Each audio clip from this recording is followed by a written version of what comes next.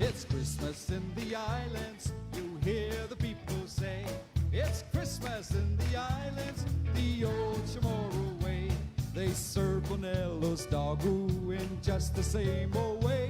It's fine and good, it's good money, the old Chamorro way. It's fine and good, it's good money, the old Chamorro way. Hey, it's Christmas in the village, you hear the children sing.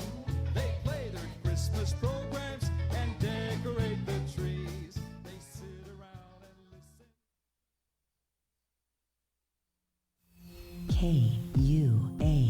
KUAM-FM Hagåtña, Guam. You're listening to The Link with Chris and Sabrina on Breeze 93.9. Così uli di sombranzelten e zu ite saluda antes di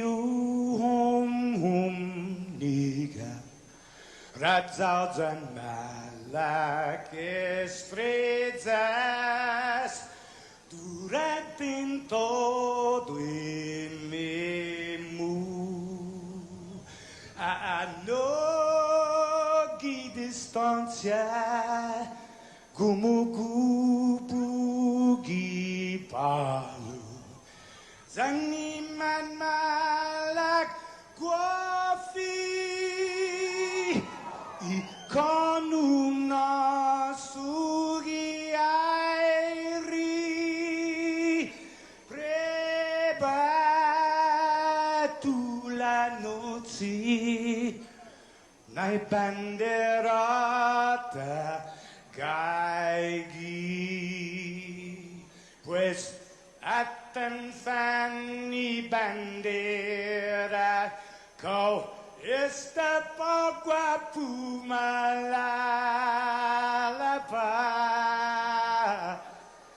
Giluk tanu man libri Sentami ti man ko badi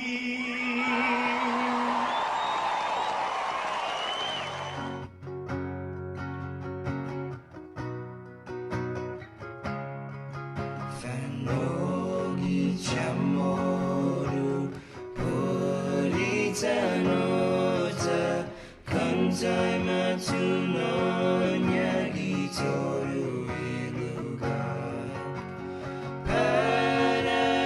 Paraiona Parai gloria a big islas en Paraiona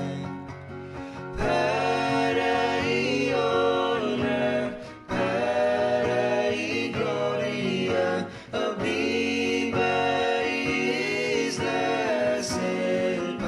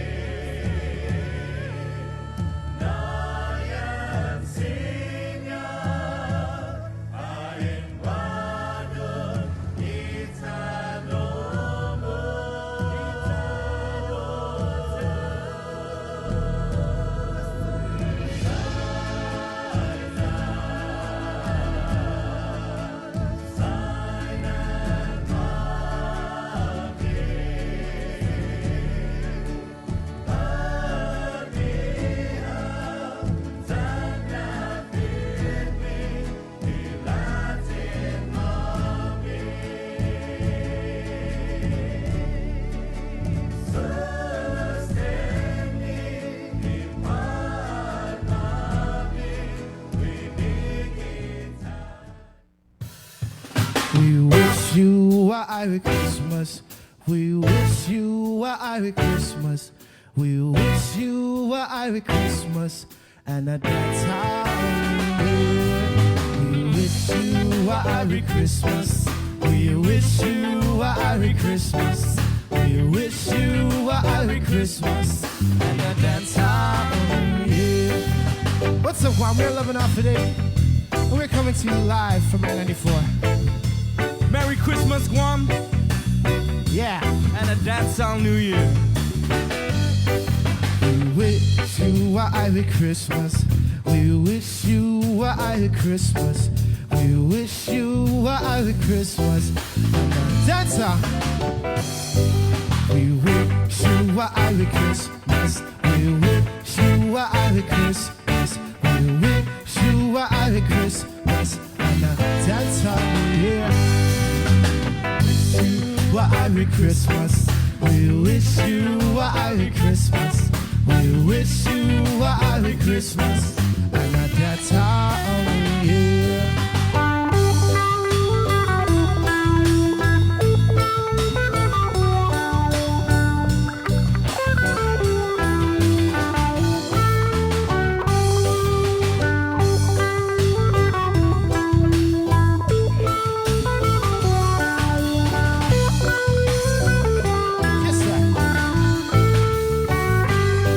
Me say Santa, Santa, Santa, Santa. Everyone to call it, they call it Santa's helper. Everyone to call it, they call it Christmas tree. Everyone to call it, they call it malfunction. Whoa, whoa, whoa, whoa, whoa, yeah, yeah, yeah.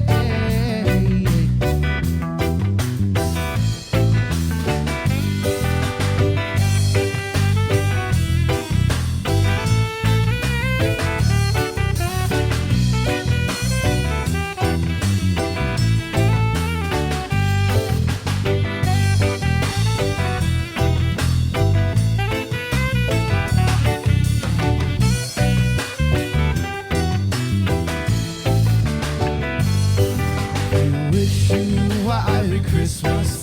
We wish you a Irish Christmas. We wish you a Irish Christmas. And that's how yeah. We wish you a Irish Christmas. We wish you a Irish Christmas. We wish you a Irish Christmas. And that's how 11 half a day, wishing you a reggae Christmas from a live local Friday, 6:14 in the morning. Good morning, Guam. Hump Day Wednesday. We're back here with another one, another jam-packed show. It's The Link with, remember, being brought to you by Calvo Enterprises and IT&E with your host, Sabrina Salas Matanani. In the Zoom room, we have Andy Wheeler. Also here in studio, we got Jason Salas, Joe Sir, myself, Victorious, here with another round of The Link on this Hump Day morning. Good morning, Guam. Half a day, good morning, everybody. Thanks so much for tuning in, streaming, watching, listening. How you doing, Andy? I'm doing all right. You know, today's a big day. Today is my parents' 50th wedding anniversary. Oh, happy anniversary to your mom and dad. 50 years. I can't even imagine. I haven't even been on this earth that long. Yeah, my parents celebrated their 50th anniversary, a couple years ago, and I actually went out there to Vegas, and actually my whole family actually went out there. My brother, who lives in Oklahoma, flew out to Vegas, so it was, I think, the first time we had all been in one place in years, actually. And then my Gotta love that. Gotta love getting together with family. Yeah, kind of missed that. Yeah, me too. Yeah. Okay, as you guys saw on the DJ Joe Sir cam, it is very, very dark outside. I cannot wait for the time when we actually go back and Joe Sir can actually get a shot of, like, you know, the beautiful island sunrise. I know you guys loved it, like in the, you know, like in the chat room, and you know, we enjoyed seeing it, like in a shot in for the, what is it now, Joe Sir? For the past 3 weeks? 3 weeks. We used to joke about it. It's like, man, what if we went outside and got a shot and there's like total darkness, and it's like, oops. Yep, there you go. Your fault, Joe. Your fault. Okay, well, fortunately, we do have our Link fam checking in and bringing their own sunshine for wherever you guys are in like 19 different time zones. Annie Bonds, always Killeen, Texas is checking in, so half a day to our friends and family over in Fort Hood. Don't mess with Texas. Everybody knows that. Cowboys, you know, the league's having their fun with them this season. So, who else we got? Glenn, half a day to you, and all of you guys are saying hi to each other in the chat room, which I always love. Patricia and Ada, good morning from Vegas. Man, you know what we have to have, Bree? What? We have to have a Top Fan Tuesday when the situation in the States gets a little bit better, and you know people can maybe.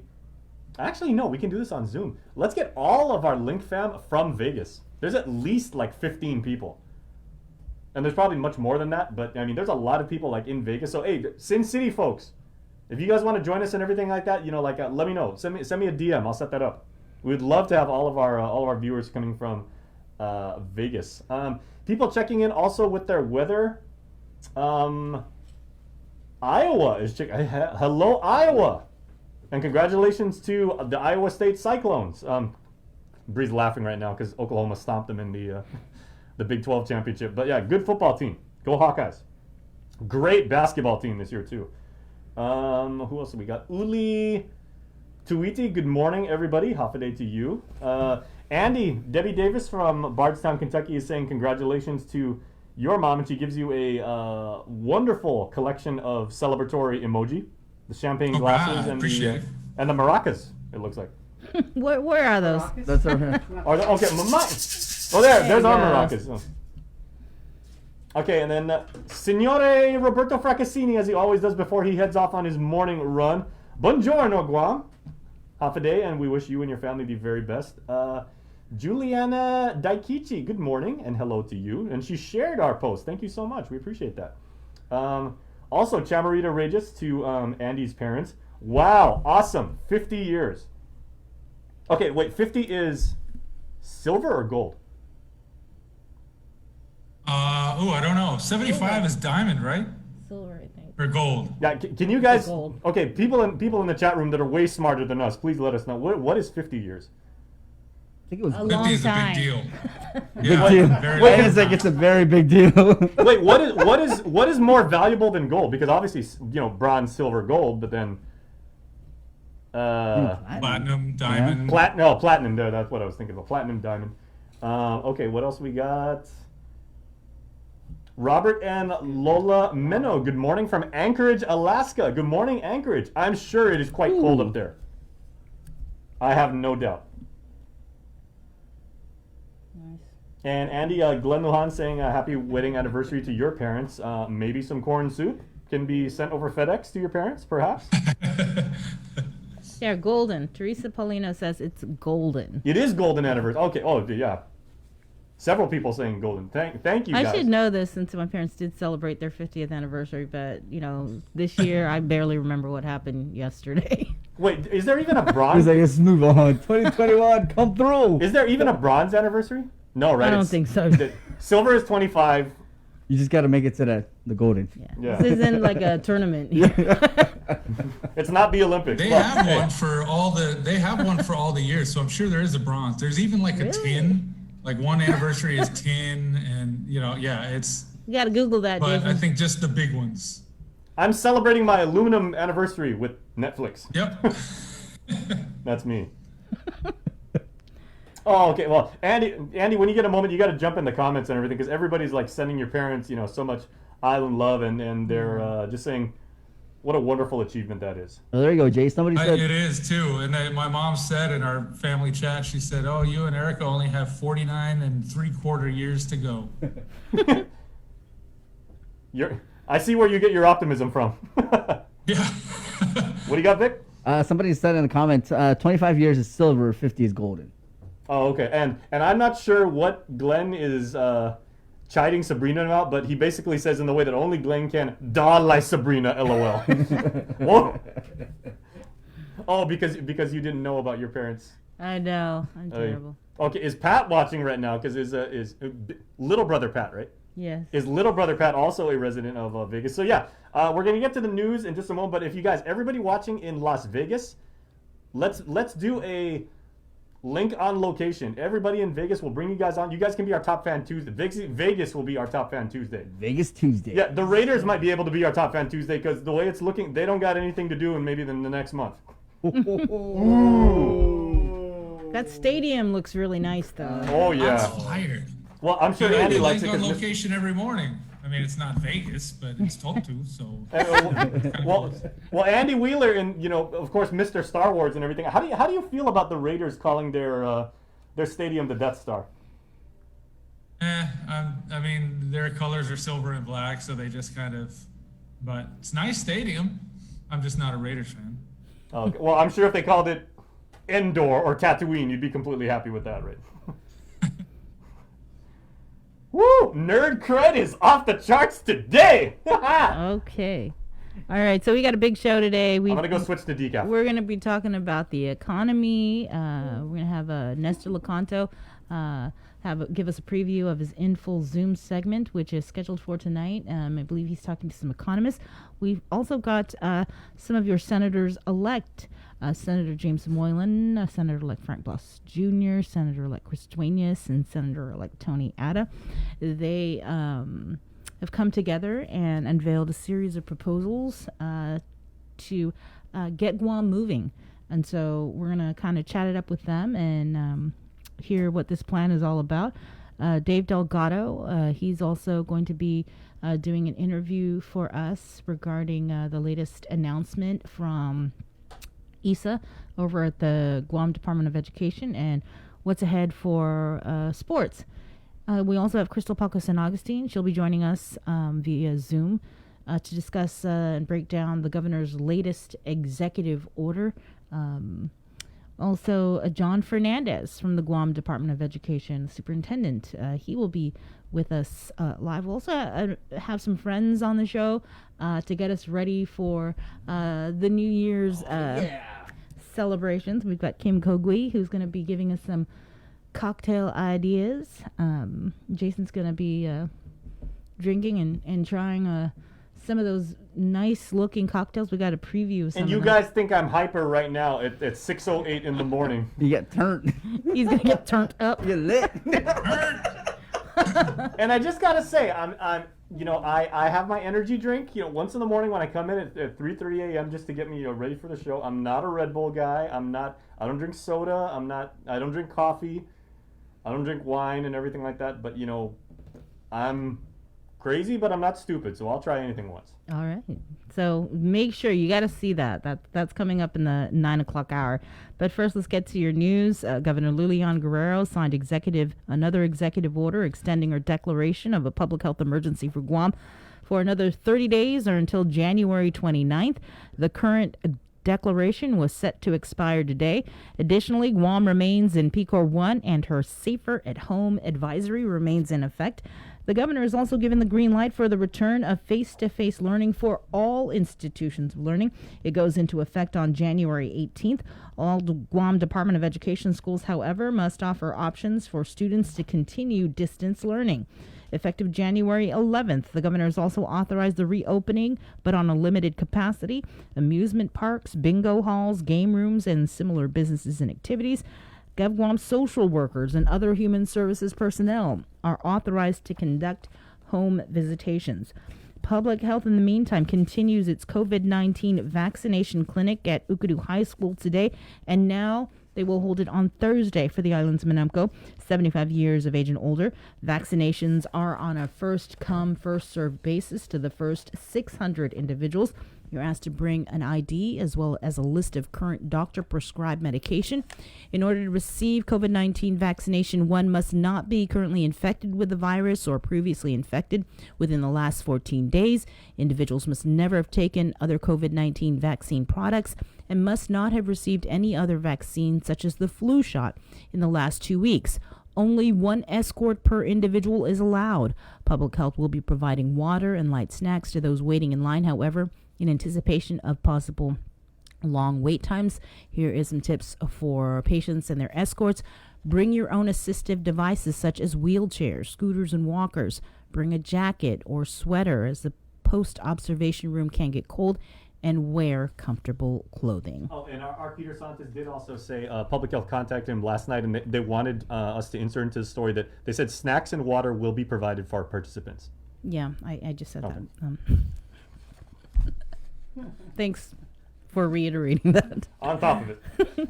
As for the latest, I think it's great that the Manumco are out there getting vaccinated. You know what I mean? Because sometimes we do have the stubborn factor of people. Oh, I don't need that, and so whether or not it was just they know it's the best thing to do, or they had a conversation with the family and decided to get out and get vaccinated just to keep our Manumco safe. That's priority. So great. It's great to see. I wish there wasn't a line, but that's just part of it. So it's good to see everyone out there getting it. Yeah, I think Peter was saying there was like 900 that showed up yesterday. Certainly better than the opposite condition and not being able to get people to leave their house under any circumstance, but at least to go get vaccinated. But yeah, the fact that they're showing up is very, very positive. And for many, the first time they've been out of the house. Yeah. So, as for the latest numbers, there were 12 new cases out of 358 tests performed on Monday. This brings Guam's current COVID case count to 7,293, 218 active cases, and more than 6,900 recoveries. There are 19 hospitalizations, with 4 in ICU and 2 on ventilator support. Guam's CAR score is now 0.7. A day after the House voted to override the president's veto of a key defense spending bill, the leader of the Senate says his chamber is planning to follow suit. The Senate is also under pressure to weigh in on increased stimulus checks after the House approved the extra funds. Skylar Henry reports. Congress could give President Trump the first veto override of his presidency. The yeas are 322, the nays are 87. Monday night, the House overwhelmingly overrode Mr. Trump's veto of the National Defense Authorization Act, which gives 3% pay raises for U.S. troops and authorizes more than $740 billion for the military. This vote is about supporting our troops and defending America. The president had objected, wanting lawmakers to include limits on social media companies, and he opposes the renaming of some military bases that honor Confederate leaders. The bill is passed. The House also approved the $2,000 stimulus checks that President Trump demanded, putting pressure on Senate Majority Leader Mitch McConnell to take up the issue. Republicans have a choice. Vote for this legislation or vote to deny the American people the bigger paychecks they need. Meanwhile, President-elect Joe Biden is accusing the Trump administration of obstructing the transition by intentionally withholding critical information. We have encountered roadblocks from the political leadership at the Department of Defense and the Office of Management and Budget. It's nothing short, in my view, of irresponsibility. The Defense Department says its efforts already surpassed those of recent administrations. Skylar Henry, CBS News, the White House. Here at home, the speakers called her colleagues into special session for 10:30. This comes at the request of the governor, who is urging them to deliberate on Bill 429 that authorizes the refinancing of its outstanding revenue bonds so that it can achieve debt service reductions beginning in fiscal year 2021. According to the governor in a letter to the speaker, the reduction in enplanements from an average of 5,000 per day to 5,000 per month has negatively impacted airport finances and requires swift action to ensure our airport weathers this storm of uncertainty. Again, senators are being called into special session for 10:30 this morning. And with more news, here is Peter Santos.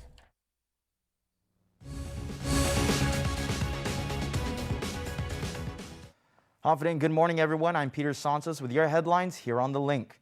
The Vaccine and Antiviral Prioritization Policy Committee, or VAPPC, plans to bump up the Guam Police Department in the Phase 1B category lineup. According to DPHSS Public Information Officer Janela Guerrero, the committee met Monday night, and while they are continuing to prioritize those 75 years and older, they also recognize the Guam Police Department's workforce falls under the priority group.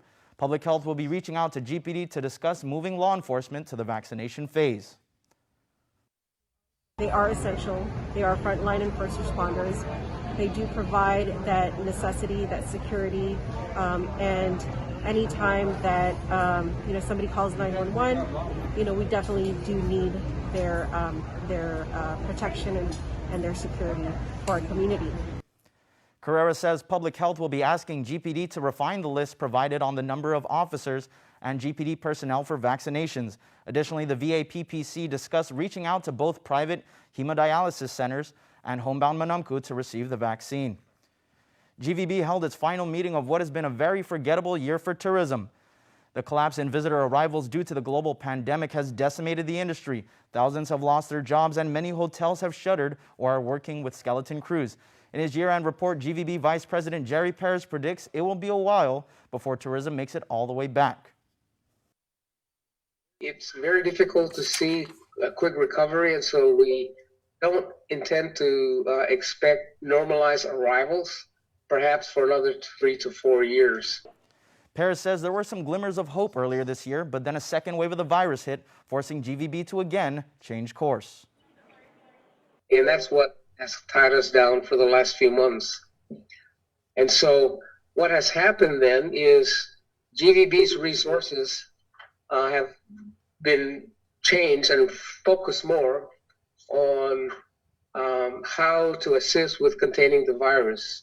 So the whole energy and resources of GVB is aimed at helping contain the coronavirus. Perez says Guam can begin to see what he calls green shoots of tourism arrivals by the third and fourth quarter of 2021. Perez also announced the results of an economic impact assessment on recreational marijuana. It found that there would be an estimated $486 million net loss in visitor spending, and 4,000 jobs would also be lost. Of the several bills still sitting on the governor's desk awaiting action on these final days of the lame duck 35th legislature, there's one in particular that raised the most concern during floor debate: Speaker Tina Barnes' bill to enforce the tobacco tax stamp. Critics question why a third-party private vendor should have the power to regulate and enforce tax collection, because that's the specific legal mandate of the Department of Rev and Tax. Here's more.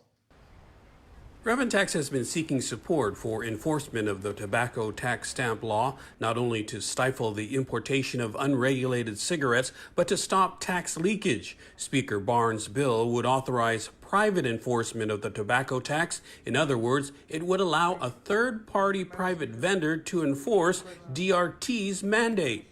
Mr. Chair, we are all trying to find ways to bring more needed revenues, especially during this time when the government is operating bare bones. But is the solution worse than the problem? Taxation Committee Chair Sabina Perez raised the issue with DRT Deputy Director Michelle Santos. Whichever vendor is awarded this contract would be allowed to draft additional rules and regulations. Do you see this as a conflict of the Organic Act? I'm not sure, Senator Perez. I'm not sure. It's real, unusual for a third party to enforce and collect and even draft rules and regs. So that's why I'm saying if we're able to, have some flexibility and control it, then I'm for it. We could use all the help we can get. Senator Therese Terlahi also questioned how much the third-party vendor would get paid. Originally, it was estimated at $4 million, but after a last-minute amendment by Speaker Barnes, a new percentage cuts that to about $1.8 million. Still, Terlahi argues that's not really the point. Why not just support DRT in fulfilling its mandate? Any additional revenue that we are able to bring in, and we are going to pay that, or part of that, to a vendor, as opposed to helping revenue and taxation with a few $100,000 to implement all of the enforcement the regulations that it's mandated to do. She also questioned DRT's apparent flip-flop. It's the same bill, and those issues that you opposed at the last hearing, they're going to continue to say you agree with this bill, and you have said there are many unknowns. And so I just feel this is a very concerning process, Mr. Chair. And it's very disturbing to me that they hadn't even reviewed the new bill, and they come today and say, after we met with certain people, we now agree to this bill. The bottom line, says Perez. So what the Organic Act states is that it's the executive branch that has control over taxation, and to allow a third-party vendor to be in charge of those rules and regs, I think, definitely infringes upon that. The bill was passed on December 17th by an 8-6 margin and awaits action by the governor. For Guam's News Network, I'm Nestor Lecanto. That's the news for now. We'll see you all at 6 tonight. In other news, a Superior Court grand jury has indicted almost 24 people in just 3 days, and one of those individuals is MMA fighter Joseph Kitsutsaimanglu, better known as Baby Joe the Juggernaut. He was indicted on charges of possession of a firearm without a firearm ID as a third-degree felony, illegal possession of a concealed firearm as a third-degree felony, and possession of a Scheduled II controlled substance also as a third-degree felony. It was in October he was arrested by GPD officers. And finally, the Guam Police Department held their annual Service Award ceremony recognizing the men and women in the force that have continued to go above and beyond for Guam's community. Earning the highest honor of Police Officer of the Year was Officer Susie Santos. Santos has been serving in the police force for 15 years. Also earning the award for Civilian of the Year was Ernanita Lahato. Both women discussed the stress accompanied by the pandemic that brought both fear of catching and spreading the virus, but said they continue to stand firm in their purpose to protect the well-being of the community. And that is your news. Stay tuned for more on the link. Can I just say, I want to say congratulations to Officer Santos. We've done so many interviews with her, and when we could still go out in the field, we did stuff on our Crime Time daily live stream in the morning, and she joined us a bunch of times, and she always said, you know, being a police officer is not a job, it's a calling. Not everybody can do this work, but if you really have it within you to do so, you know, give it your all. And she really cares about the community and especially helping out kids. Yeah. Very well deserved. Like you said, yeah, we've done plenty of, what is it? Crime Time, yeah, with her. That's what you said, right? Yeah, back in 2019. Right, with snacks. Okay. Stay tuned. We'll have more news or more on the link after the break. Catch the holiday soundtrack starting December 1st through January 5th. You'll be treated to an all-day festive playlist only on Breeze 93.9 FM. Also streaming on KUAM.com and the KUAM mobile app. Let's spread joy and holiday cheer this season. Holiday soundtrack is brought to you by Domino's. Visit Domino's.gu for faster, easier online ordering. Kappa Fatia! Like a kid, wishing you a Merry Christmas! Happy holidays and stay safe!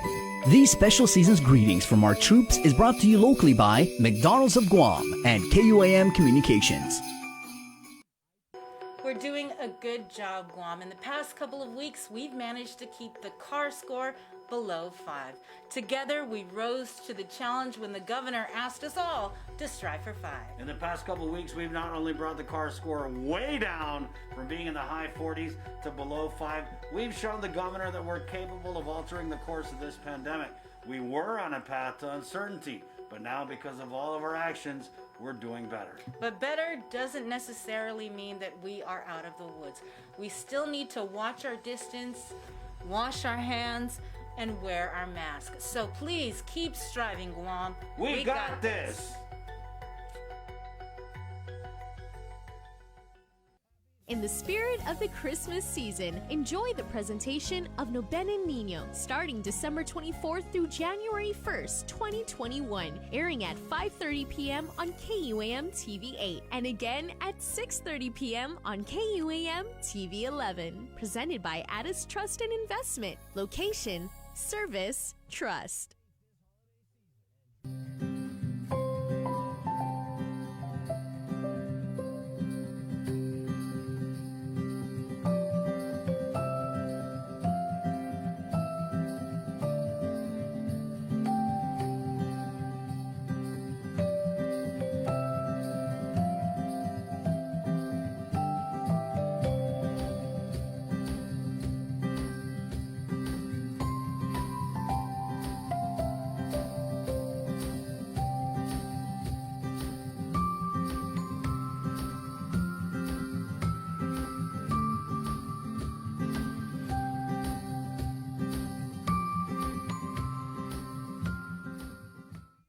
GU Self-Storage, conveniently located near the Harmon McDonald's. We offer affordable rates, online payments, and auto bill pay for your convenience. Plus gate access daily from 6 a.m. to 9 p.m. Call us today at 648-7867 for more information.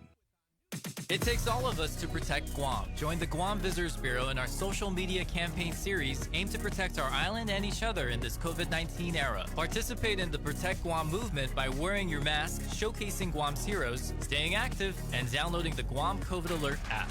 Post and share your content with us. Use the hashtag ProtectGuam, and you could win $100. It's that simple. Check out visitguam.com for details. Let's reclaim our lives, our economy, and our tourism industry. You're watching The Link with Chris and Sabrina on TV 11. Stick around because we're next on CBS This Morning. We got your 6. At 6 a.m. with The Link on Breeze 93.9 FM. Bree and I connect you with all the latest news and information you need to know to start your day. Then check back with Guam's news leader at 6 p.m. for the day's top headlines with KUAM News Primetime. From 6 a.m. to 6 p.m. and everything else in between with KUAM Digital, we got your 6.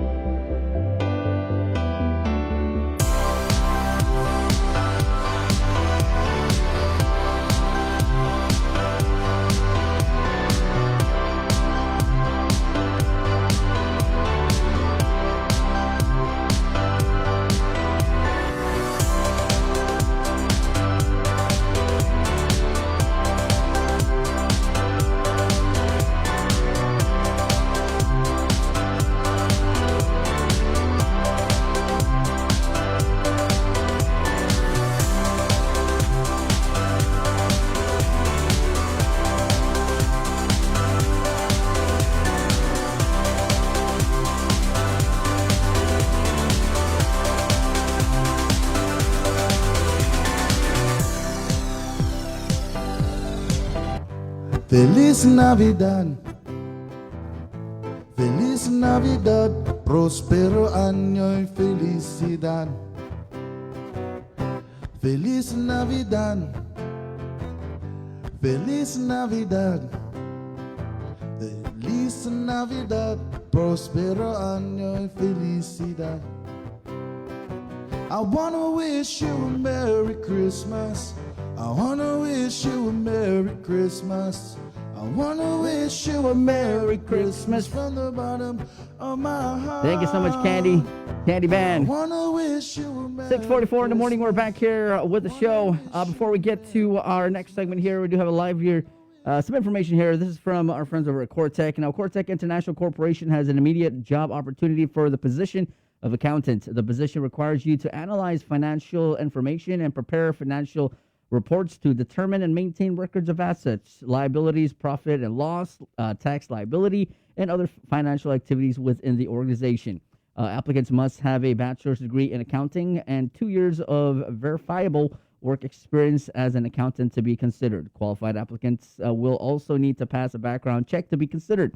Please submit your resumes by mail addressed to Cortec International. Attention, Conchita Bathan.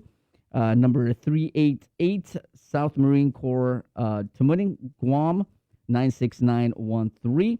Cortec is an equal opportunity employer. Now we're back with the show with your host, Sabrina Salas, Matt Tanani, Andy Wheeler in the Zoom room. Jason Salas, good morning. All right, half a day, and thank you so much for rolling with us on this Hump Day edition of The Link, the last Wednesday of 2020, mercifully. And, you know, it's kind of fitting that as we wind down towards the end of the year, Ernesto Lacanto has an episode of In Full Zoom coming up tonight. And finally, he actually assembled a A-list collection of economists. Now, I was one of the people that was saying 3 days into the pandemic, I was like, when Chris and Sabrina and I were going over this stuff, I was like, guys, let's get an economist on the show. And it was admittedly really, really hard to do so because if you know economists, I mean, they're great fun at parties. I mean, economists like are really know how to get down. But economists, they work off of data and, they analyze and they speculate of what's going on and everything like that. At the beginning of the pandemic, obviously, we did not have enough. And there were a lot of economists who just say, we can't forecast what's coming up. But now, 3 fiscal quarters into this thing, Nestor sat down on Zoom with, from the University of Guam, Dr. Roseanne Jones, a good friend of the program, as well as Dr. Quinn Chan, who is an agricultural economist, and then Gary Hiles from the Department of Labor to talk about some of the changes in the labor force on Guam, what's coming up with the economy, impacts on workforce, what's going on with GDP and output product, and a lot more. So here is a snippet of the episode tonight of In Full Zoom. Presented to you by Calvo Enterprises, Inc. And Gary, we relied very heavily because of the drop in tourism on federal spending, the second pillar, if you will, of our two-legged economy. If that, I guess what I'm trying to ask is, we need that to continue going into 2021, don't we? Absolutely. The latest report from Bureau Budget and Management Research shows federal CARES Act and COVID-19 programs through October 31st spent or obligated $975 million on Guam. That's just under $1 billion. By now, it's been over $1 billion. So that's been a huge impact. One of the largest areas is the unemployment compensation program that offset much, but not all of the lost earnings due to the downturn. It's not because of COVID, but maybe in spite of it, construction employment has increased. It's a surprising number of local building projects and federal military related projects that are ongoing and ramping up with the marine-based relocation construction activities. So they're ramping up slower than previously expected, but they're still ramping up. And today is a lot of uncertainty about what's happening with the federal funds and the stimulus and relief funds. What's resolved today with the president signing the COVID relief bill so that we have certainty that the unemployment compensation will continue until March. The evictions will be delayed for another month at least. So this will give, and also the $600 per person stimulus payment. So in the short term, we have an assurance that there'll be money coming shortly so people can hold off on drastic action, and they'll have money coming in probably in about the amounts that we've been having in the last few months, so that we'll see in the economy in the very short term probably a continuation of about what we have now. But with the president's push for the $2,000 stimulus, it just passed the House of Representatives by a 2/3 vote, just barely. So that means I did the calculation, about a third of the Republicans signed on to it. So that gives some indication that I understand if it's disputed, it has to get a 60% vote in the House, or excuse me, in the Senate to pass. If that many Republicans back what the president as opposed to opposing the $2,000 stimulus, it looks like it's a big maybe. It may or may not go. But at least it's in the realm of possibility, where it didn't seem like it was a day ago. And that could be huge. Yeah, and if I can ask maybe both, and maybe if I can ask both of you to kind of weigh in here on the importance of, obviously the Congress has seen the importance of getting money into people's hands and sort of how that impacts the economy as a whole in terms of that so-called multiplier effect. Okay, well, the first... You want to tackle that, Gary? Well, the first thing in spending is people have to have money in order to spend it. So the business receipts depends on, especially with the lack of tourists, it depends on the government and the federal, local, and resident population expenditures. So the first thing for the consumers to spend money is they have to have it. And if they get a lot of stimulus funds, the second thing is just because they have it doesn't mean they spend it, because they may save it because of uncertainty about future. So a portion of that won't get spent, but also the spending depends on what's open, and there may be hesitancy to go to places, or they're restricted because of the COVID health closures and things. So that's also a restriction on spending. Yeah, Dr. Jones, what do you think to that? To add to that, I'm noticing kind of supply issues, especially following the holidays. So even if folks do have the money to spend, they need to have merchandise to spend it on. How quickly we can replenish that merchandise and also that need. There have been some economists who have said that the $2,000 stimulus would actually be more than is needed, and may actually introduce a bit of harm with inflation and maybe setting aside too much out of the circular economy and spending it. So we may see an increased savings rate, which wouldn't be bad, but we may not see that spending multiplier to the same degree. So at $2,000, the business industries know that people are going to have money. And as a result, as in past practices, when businesses know that there's money flowing in the economy, then prices tend to go up a bit because, especially in this case, more dollars chasing few goods. And so therefore, it's going to benefit businesses to be able to raise their prices. Not that a bit of inflation wouldn't be helpful. We just have to watch that it doesn't get too distorted. Yeah, and of course, federal assistance is not going to last forever. And so at some point, hopefully sooner rather than later, we're going to need to pick the tourism industry up from the bootstraps and get that going again. How do you see that playing out in 2021? I've said before that we will ease into 2021. We will transition from 20 to 21, and early 21 is going to look somewhat like 20, the end of 20.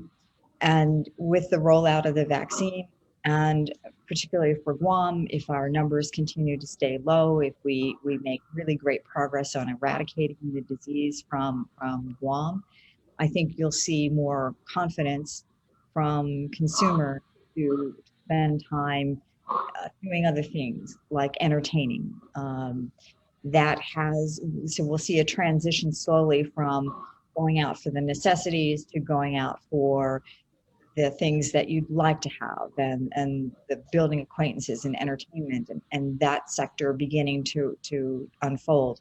Good thing for the local tourism will be to see opening up and larger numbers of people being able to participate in that. I see that rolling out maybe first quarter of 2021. I think there's going to be all eyes on that first quarter to see how well we're doing. That looks stable. The next quarter is we'll begin to take on more activities we used to know them. I see the first opportunity looking at spring break, looking at travel opportunities there, and certainly a lot of people are planning for summer travel. The number one thing that they want to do is go somewhere. So that's on everybody's list for 2021. They want to go somewhere. I think there's a lot of pent-up desire to do that, and hopefully we'll see some tourism beginning to pick up through the summer months. Again, if we can get a handle on COVID, not just us, but the region. It's a global pandemic. First come here. So I think we'll begin to see that if the vaccine is successful, if people take it, if we can get some traction going. And then I see the remainder of 2021 playing catch up. But I also see that people have had a long time to learn differently about going to work, about spending, about what they need, don't need, and they're rethinking their life as they used to have it for the better, saying, do I really want to go back into that rat race? Do I really want to stop having curbside pickup or my meals delivered? Some people have said, I'll never go back inside. I want to go through the drive-through. We've learned new ways of interacting with our businesses and new ways of working and new ways of learning and going to school. And the question will be probably for this first half of 2021, will we all go back to the ways that we used to have, or will we begin to adapt and modify, and it will be a little bit of both? So we'll be watching those behaviors also for 2021. In Full Zoom is presented to you by Calvo Enterprises, Inc. GU Self-Storage, conveniently located near the Harmon McDonald's. We offer affordable rates, online payments, and auto bill pay for your convenience. Plus gate access daily from 6 a.m. to 9 p.m. Call us today at 648-7867 for more information. In Full Zoom is presented to you by Calvo Enterprises, Inc. Yeah, that's one of the questions I was going to ask you a little later, is what would be some of the lasting impact of the pandemic. You kind of laid it out very nicely there. Gary, I wanted to ask you, in addition to tourism, we rely heavily, of course, on military spending, and we did get a bit of a boost by the NDAA, which I believe the Congress is set to override the president's veto of. And in that National Defense Authorization Act, we had a provision that will allow for H-2B, foreign skilled labor, to work outside of the fence.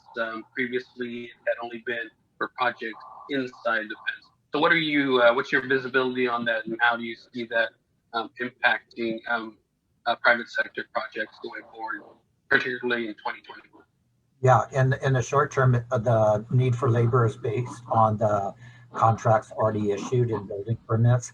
And since those are up, I expect that there's a pent-up demand that will result in increase in the number of H-2 workers on private sector projects, and as well as military. And I'm looking for continuing increase in construction sector. And that provision will help facilitate that. Yeah, and I know you track the specific projects. I know just offhand, there's that Don Quixote at the corner of Marine Drive and Airport Road. That's one of the bigger projects. What are some of the other ones? And can you talk about Don Quixote as well? Right now, the airport, the third floor is under construction. If you drive by there, you can see some big progress. And Ross is opening up, and again, your shopping center. That's the most immediate. Yeah, so there are some positive things. I think also Coast 360 is also at the corner where GTA is. That's also in the works. So there are some projects, construction projects, and some smaller housing subdivisions. So, I mean, it's not a completely bleak picture in terms of investments. I think money's cheap, right? I've heard that said. That's an encouraging sign of cheap money for people who have money to build things. Is that what you're seeing as well? That's correct, and that's helping drive housing prices higher because of the low cost of interest for people that can buy. But the purchasing of houses is also constrained by people not having jobs. So even if they get a stimulus bill, that's great for the spending money in the food and the rent, but it's not a secure income that you can go out and buy a house and make a commitment to a mortgage if the income is uncertain. The same thing is occurring for businesses. If they're not sure how long it's going to take for tourism to recover, they may be on a wait and see basis for projects related to tourism. So that's probably a damper on that investment. Even though the money's cheap, you're not sure if you want to go ahead at this time. And Dr. Jones, so let's bring this down to the individual families level. What can folks expect from the economy in 2021? Should they be looking out for? What do they need to do maybe to help ensure, their family's financial stability during what I expect will be still continue to be a trying time in 2021?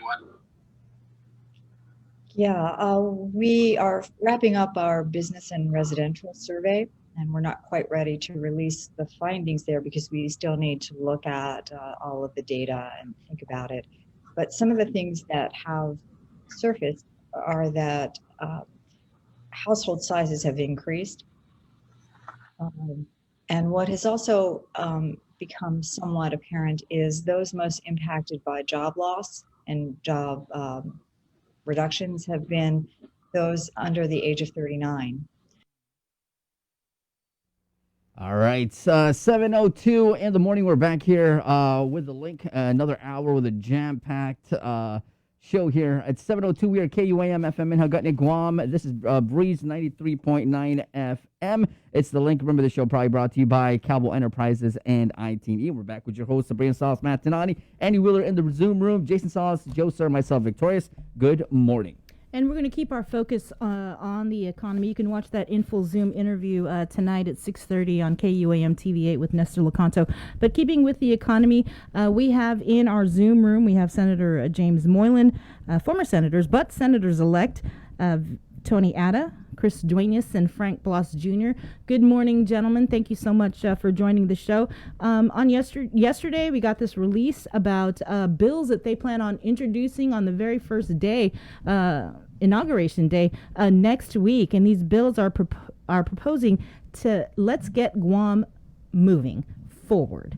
And so I invited them onto the show because I wanted to hear more about their different proposals. So we'll start with you, Senator James Moylan, if you could tell us how this all came about.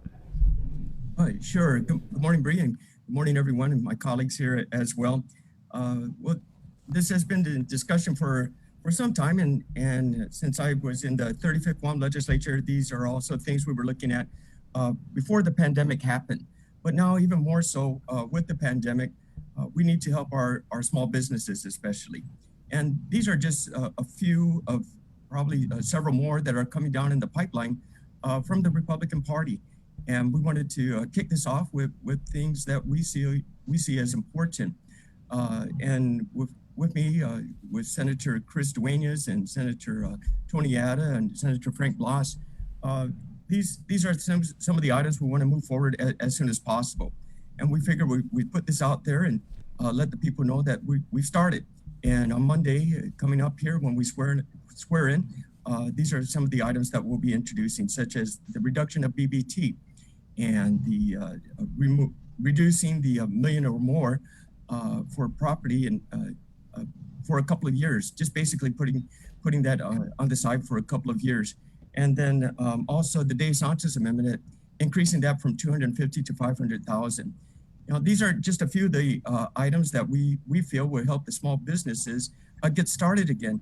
And it's good. Of course, just the last couple of days, President Trump has given us additional federal funding, and that's more than welcome. But we also need to do something for the people of Guam and to get our people back to work. And that's the main emphasis of this. And we're hoping to put that out there and work with the 36th Guam legislature as well to get these measures moving forward to get our people back to work. What sort of feedback have you guys received since announcing this Let's Get Guam Moving Forward initiatives? I guess we could start with you, Senator Bloss. Well, thanks, Bree, and good morning, everybody. Well, the feedback has been, first off, I'm a small business owner myself, and taking that from that perspective, for small business, it's a start for welcome relief. Obviously, this is but 3 bills that would fit in this initiative, along with the initiatives and what I ran on, which is basically a prescription for getting Guam's economy moving again. And so this is but, many others, I am sure, from all members of our caucus of the Republican senators, to move this forward. For many months we've heard it. I've heard it from many of the business owners and many of the employees themselves, that we've got to do something. There's got to be something to get us back on track. A lot of businesses have lost, and what's even scarier is, and it's not being talked about, is the exodus of the brain trust, the brain power. We have many families that are moving for lack of a better term, greener pastures, and we're losing these people, and we've got to find a way to be able to not only start the businesses up again and get them running, but get these people back. I think that also what's in this mix, and that we're also discussing, is it's one thing to open a business, another thing to make sure that the business can operate, or there are people that can come into these stores, into these restaurants, into these establishments. And those are things too that we're going to continue to work on. Is this the only three that are going initiatives or bills that we're going to work on? Definitely not. This is a start. Senator Ada. Hi, good morning, Bree. Good morning, Andy. Good morning to the people of Guam. This is these initiatives are to help sustain our island. We've seen over the past several months businesses that have been closing, and we cannot afford for any more businesses to close. And anything that we can do to bring people back to work, anything that we can do to sustain the businesses that are still operating, and anything that we can do to grow the economy is what we're working on. It's going to bring people to the table. And when you introduce legislation, it doesn't mean that that's set and final piece of legislation. It's about bringing people to the table to talk about how is it that we can work together, the administration, the legislative branch, the private sector. How is it that we can all come together and work together to move forward? This pandemic has brought on a lot of issues, and it's a first-time thing for everyone. Working with that, I think that we can come together, and I know that we can come to resolutions with all the legislations that have been brought forward. But not only that, I think it's not about just introducing legislation. It's what we can do to work together and say, these are initiatives that have been introduced, but what is it that we can do outside of the box to grow our economy? And if we look at what, after we did our release, the governor came out with her own release on Economic Diversification Committee, and I'm glad that it's been brought to the table. So now, once the 36 gets inaugurated on Monday, hopefully that the administration will reach out to the legislative branch and say, let's work together. We got federal funds that are coming in. So how is it that we can leverage the federal funds to help with the private sector on our local side, right? So anything that we can do, again, we're going to do it, and hopefully bring working minds to the table, and a lot of thinking outside of the box for this upcoming year. So we're looking forward to it. We're looking forward to working with everyone.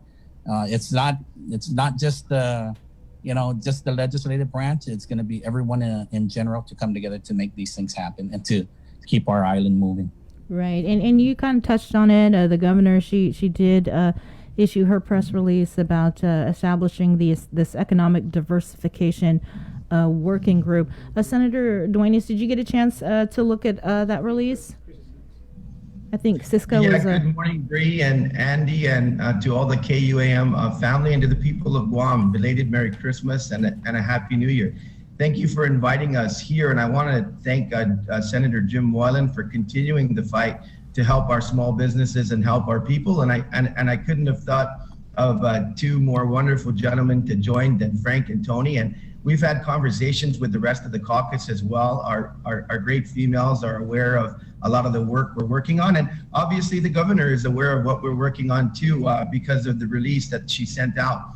You know, Bree, let me just read a few of the initiatives that they talked about. And actually, this derived from a white paper that was produced months ago and that was actually launched over a month ago in an economic forum. I think that was led by the chamber.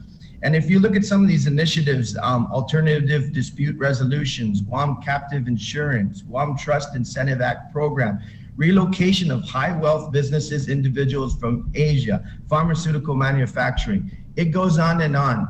And the fact of the matter, Bree, and I think you've probably covered a lot of these stories in the past, these initiatives have been in the pike for a long time. And I'm glad we're dusting off these issues, leading with Gita and the chamber to get forward and move on these things.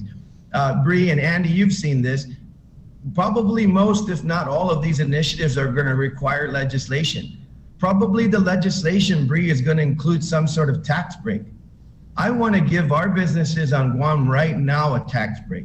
They're invested here. They've been here, some of them for decades, some of them just a startup for a year.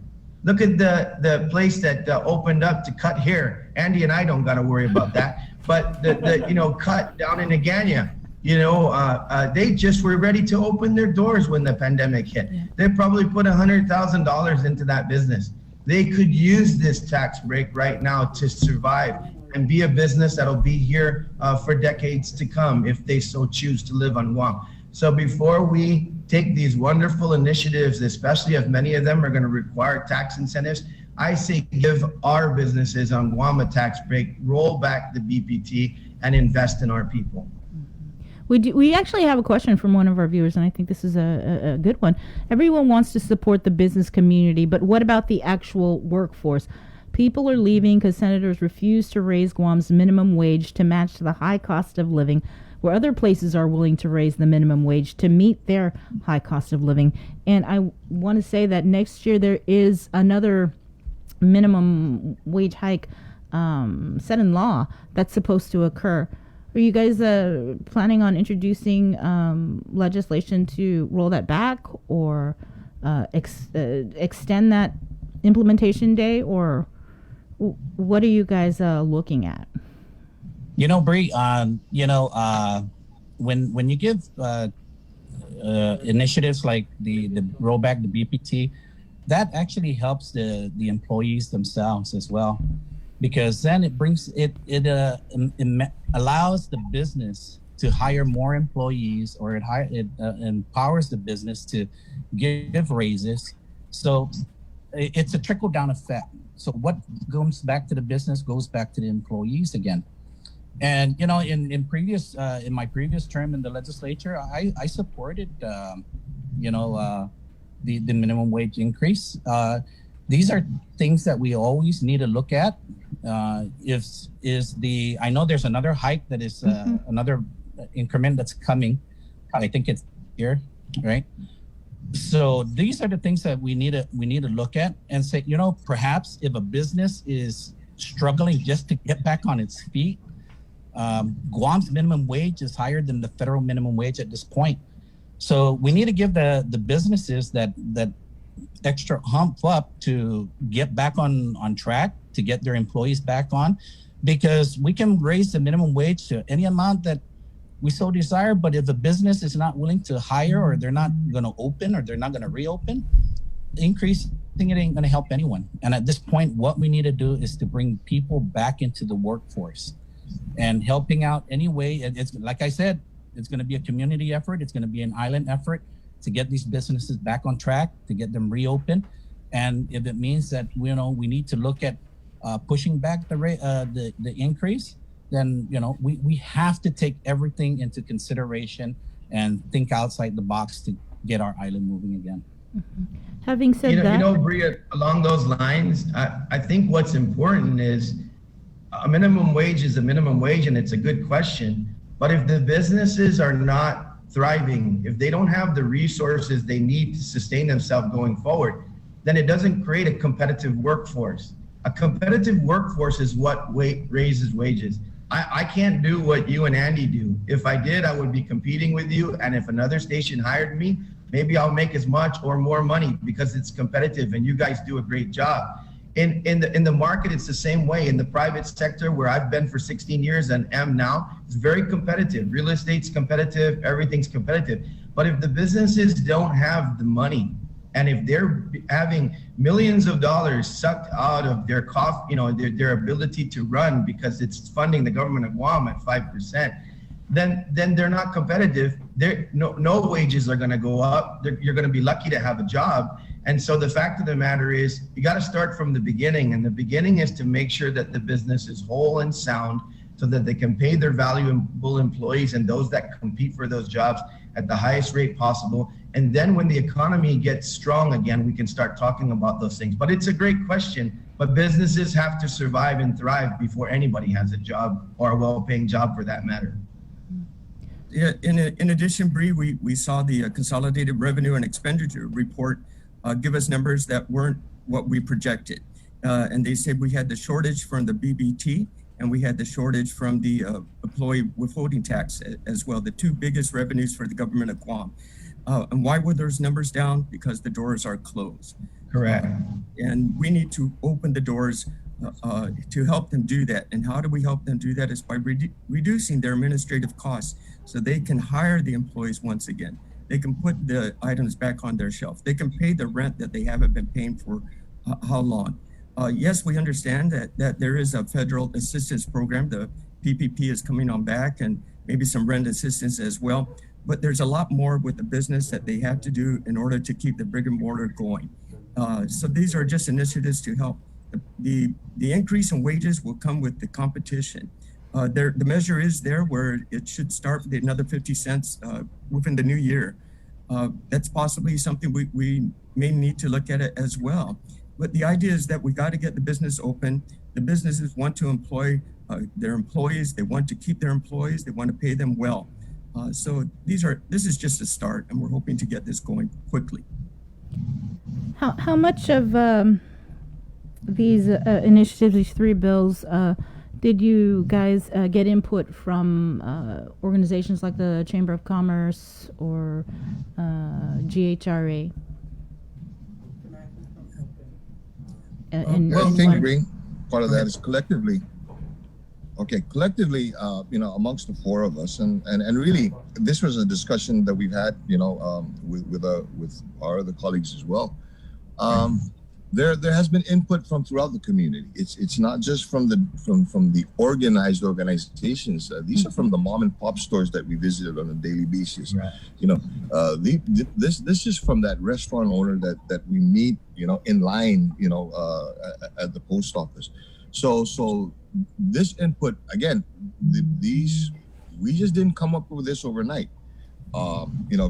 Jim and I have had discussions basically over the last 3 weeks, at least, on different aspects of the bill. And even in those discussions, the bills there have been changes to their language, and a lot of that is attributable to these conversations that we're having with the community. I want to go back to the previous question, in that please, this is something that we want to do to help get our community back on track, to get our community moving forward. Part of that process, as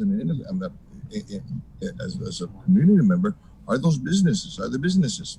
I agree with my colleagues. It's one thing to talk about a minimum wage, but if there's no jobs to be offered, there's no wages to be provided. Right. And so that's what we're looking at. Bree, and Andy and the team, I don't think it's a secret that the chamber, in the formation of the PAC during the election season, several of these initiatives are key initiatives that they put forward. And obviously that was because collectively, sometimes people think of the chamber as this big, huge monster of corporate conglomerates. The fact of the matter is, I believe over 80% of the chamber is made up of small businesses. Your business might even be one of them. And so the fact of the matter is that these are, like Senator Frank said, these are little guys. Bree, I am from the tourism industry, and I got brothers and sisters that are just on their last penny. And they know that it's going to be a long time before they can get back on their feet. They've spent their savings. They're keeping their boats running. They're keeping their vans, clean. They're doing everything that they can. They're trying to do local charters. They're doing everything that they can. And they're just saying, just give us a little bit of help. Just give us a little bit of help, My business was 800,000 last year. If this means 40,000 to me, it might be the difference whether I can hang on and wait to serve our guests, take them parasailing, take them out enjoying jet skis and other things on the water, or just close my shop and say, forget it, I'm leaving. And so the thing of it is the struggle is real. And so the input is from all the way, like Senator Frank said, from when we go and buy our empanada to we see our friends in the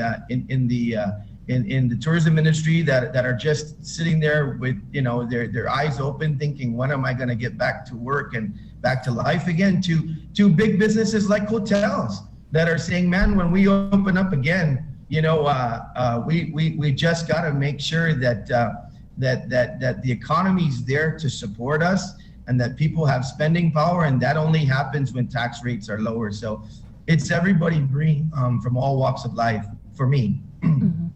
Well, speaking of tourism, the GVB board, they just held their last virtual meeting yesterday, and there's been this huge debate on selling cannabis in Tumon. And so GVB, they talked about their economic impact assessment on recreational marijuana, estimating a net loss of almost $500 million to Guam's tourism industry and the loss of over 4,000 jobs. Did you guys get a chance to look at that? Well, Bree and Andy, I live down in Tumon, and it's other than the people running and riding their bicycles, that place is really a ghost town. There's a lot more fishes in the ocean and a lot of more boony dogs running around on the sidewalks and the streets as well.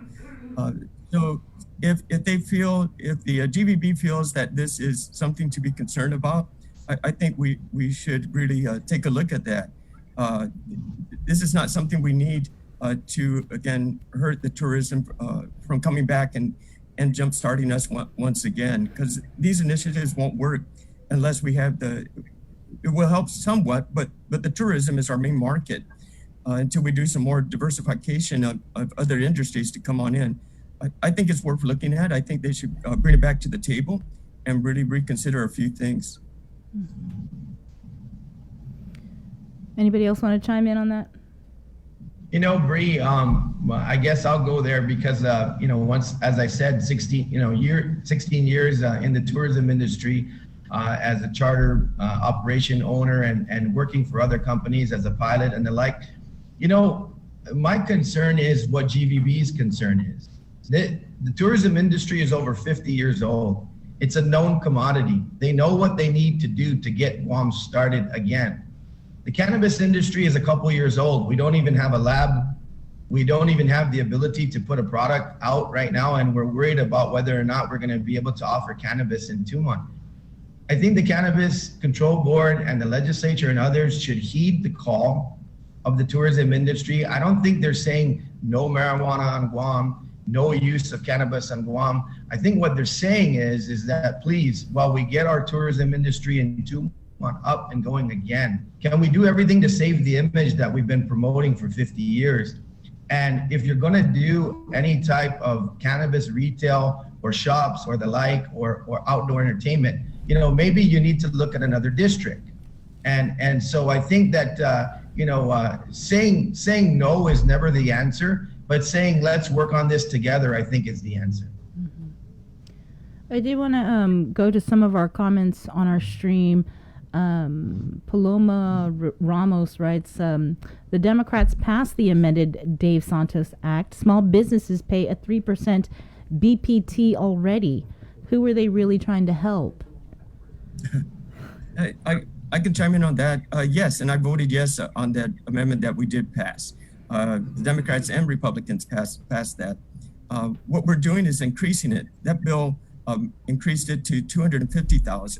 We're recommending $500,000 additional help, still maintaining the 3%, but it's the because of what GITA has advised us of. But the 2% discount will be up to the $500,000. So that's the incentive we're applying. This could mean a couple of $1,000s more of savings for the small businesses. So these are, again, just additional considerations to be done.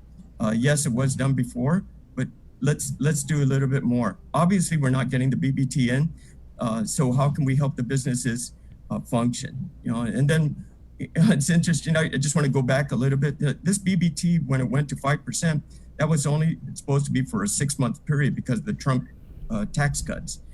Then it was adjusted to 1 year. And then during a previous budget hearing in past legislatures, it was that the time frame was eliminated. And then we saw back when we finally got our audit report, it showed that we were in the black and a surplus of money. And but there was no, again, relief for the businesses. And what happens when you increase the taxes for the businesses? Did they absorb it? How it's absorbed is usually by increasing your cost of goods to your consumers, whatever product that you have to offer. And that affects the pocketbook of the folks that are working in order to purchase their peanut butter and jelly and consumables and all our other goods that we need. So it just all affects us. And what we really what I see these bills doing is that make the incentive, make it more business friendly, do these measures so we can bring back competition, open the doors, and then have competitive pricing between companies and competitive employment to attract good employees and competitive wages to keep our economy going. I think, Bree, when you look at it, the bottom line is, what is it that we can do to keep our money on island? When you look at the media reports, that $500 million has been paid out in PUA, but you don't see that circulating in the economy. You see the U.S. postal workers 3 times harder at work now, even working Christmas Day, because goods are coming in through the mail because people are ordering from off island. So we need to do everything that we can to ensure that the money that comes to Guam to help our economy, to help our people, circulates back in our economy and not goes right back off island to the online stores. Let's help our brick and mortar stores that are here because they've been here and they will continue to be here if we continue to help them. But if we don't help them succeed and to sustain, then all we're going to see is the additional PUA funds that have been approved. Those monies are going to go off island as well. And the government coffers, again, is going to be short. So let's do what we can. A little bit of something is better than a whole lot of nothing. And currently right now, there's not much going on our island, and we need to do everything we can to sustain what we have today. We cannot afford any additional businesses to close. We cannot afford to keep having our money go off island. Let's keep it on an island. Let's help each other. And the way to do that is the government help the private sector and the private sector to help the government and to help our people so that they can get back into jobs and provide for their families. You know, one thing we have. Bree, go ahead. Mr. Ramos's question. You're right. The Democrats did pass that 250,000, and we want to double it because the bottom line is another few $1,000s, like Jim said, in the hands of a small business means they have more disposable income to either invest in their business, to have more money to spend in the community, like Tony was talking about, or more money maybe to outsource some of their services. Maybe they bring on a bookkeeper now as opposed to doing it themselves because they got that extra $2,000, $3,000, $4,000 and they can concentrate more on their business. But I go back to this, Bree. One thing that I always am interested on by pushback is, like, you look at the white paper and GITA and the Chamber of Commerce and the governor's initiatives. I don't see any quantification of that. I don't see any dollar figure associated with that. How much money is that going to bring in? I'm excited about it and I want it to happen. But where's the dollar figure? When I look at these businesses, Andy, I see every single one of them, maybe 1 or 2 are a midterm at best outlook. I don't even see one short-term business here outlook, maybe agriculture and aquaculture. But other than that, I don't see anything that this all looks like 2, 3, this looks like a 5-year plan to me. And so the bottom line is if they can come back to me and say, hey, these initiatives, if the legislature helps us and works on this white paper, and these initiatives are going to bring in $60 million in the next 14 months, great. Then we should reduce the BPT now and take care of our businesses that are here. That's what I want to talk about. I want to talk about Guam businesses. I want to talk about people who've put their entire life on this island. And I want to see numbers associated with the white paper, because the white paper is good, but it's just paper. Senator. It ain't green. You know, this was something that was brought up during the lead up to the election, and I think it was you, Senator Ada, and Carlo Branch that kind of got into it. But somebody else is bringing it up in our chat here in the live stream. Would you support a locally created unemployment and payment protection program? And I guess Senator Ada, we'll start with you. You know, like I said, I told Carlo back then, right, is there was nothing stopping the 35th Guam legislature, the Democrat-controlled legislature with a Democrat administration, from implementing it when they felt they should. They had this 35th legislature had 2 years. You know, if they felt that was a priority, they should have worked on it. I mean, they've done other pieces of legislation, so they should have worked on that. Why are they waiting till the 36? I mean, of course, we have to look at everything that's going on. How does unemployment help our people? How does it help put food on the table for families in a time when they need it, when they're unemployed? Absolutely, we need to. I'm a small business owner, and naturally, that's what we have to look at, is how to help our employees. You know, it doesn't take it off the table, but then now you're associating that with an additional cost to the business. So how is it then that we can help the business to sustain? And I say sustain, because if we're going to put another fee or tax onto the businesses again, then that may be the stick that breaks the camel's back and says, you know what? Well, then I'm just going to close, because now it's no longer conducive to do business on Guam. And one by one, businesses can be closing. But if we slowly implement things like this, and you know what, let's bring it to the table. These are things that we can talk about, and I'm glad that they're bringing it up, because we need to talk about these things, because look what we've been through these past 11 months. And the PUA is what helped a lot of our unemployed people, our unemployed folks, sustain livelihood to give food on the table and give the necessities that they need these past 11 months.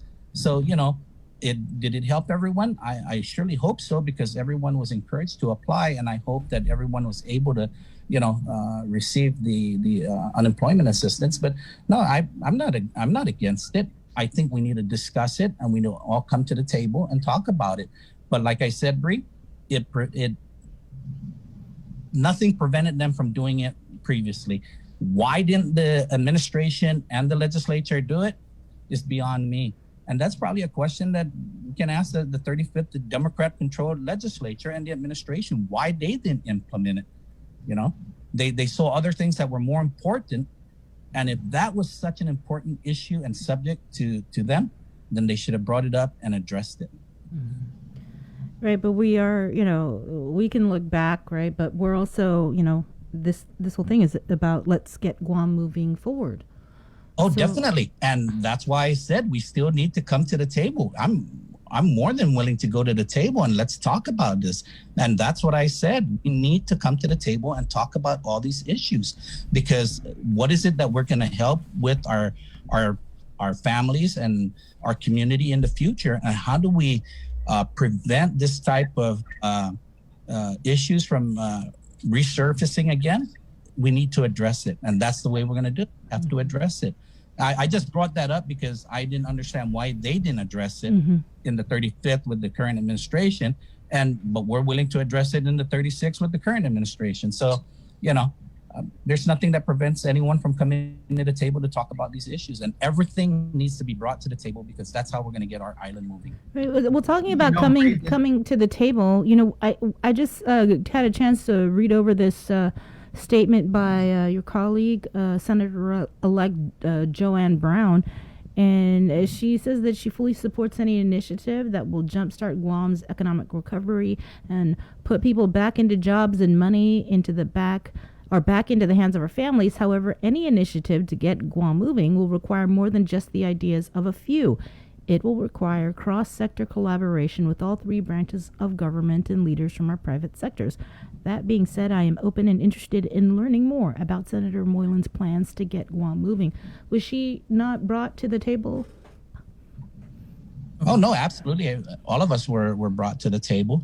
Senator Moylan invited all of us to look at the bills and, review it.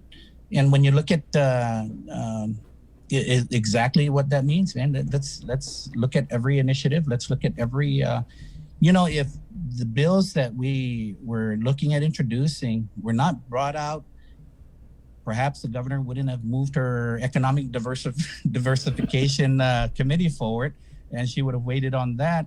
But you see, it opens doors, and that's what it's about: opening doors, opening communication, bringing folks together, and everyone now coming saying, hey, let's work together and see how we can do these things and make it come to fruition.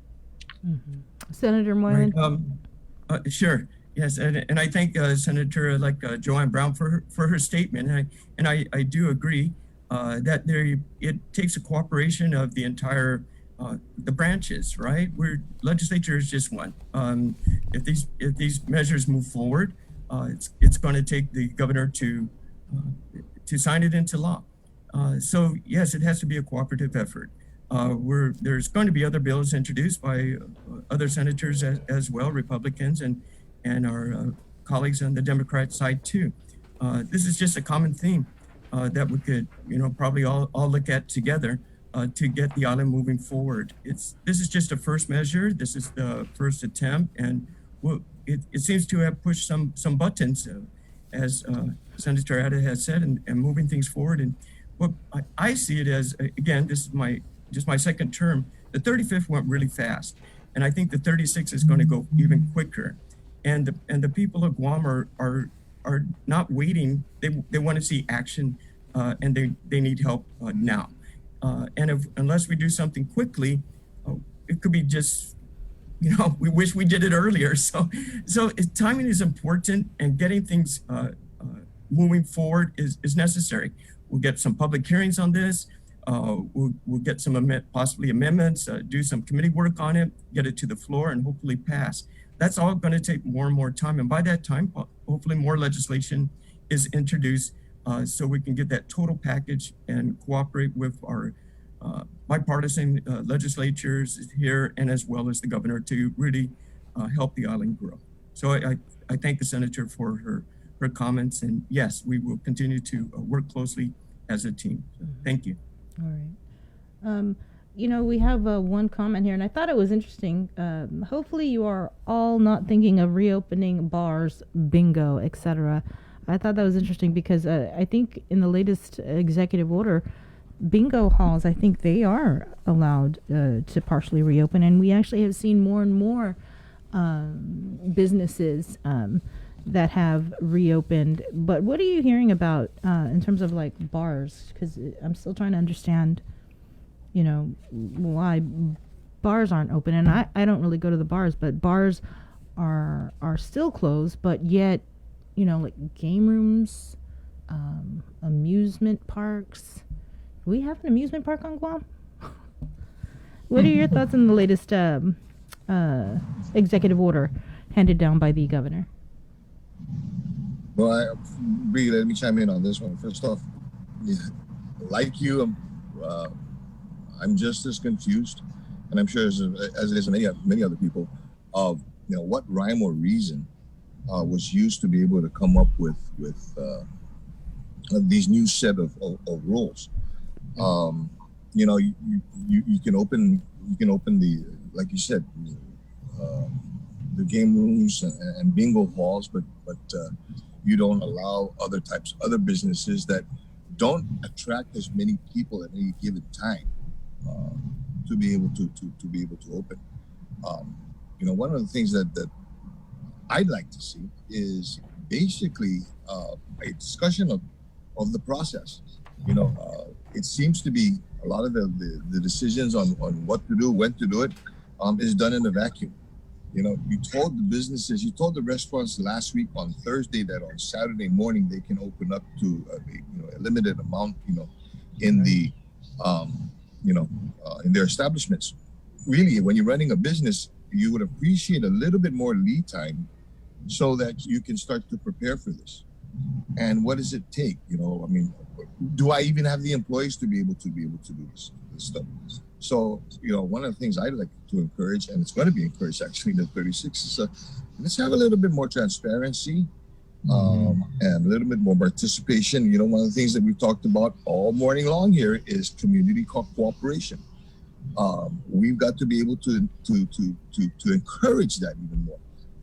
These bills, like you said, it's but 3 measures of many more that's going to come. These are 3 measures that are going to be deliberated amongst everybody that's on the floor, as well as with the community. Can the language change in it? Sure. Will it pass? Hopefully.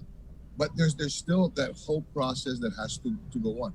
It takes a discussion, and that's what we want to be able to do. Is we want to have a discussion so that we can start to get things moving. Because there hasn't been any discussion. Anybody else?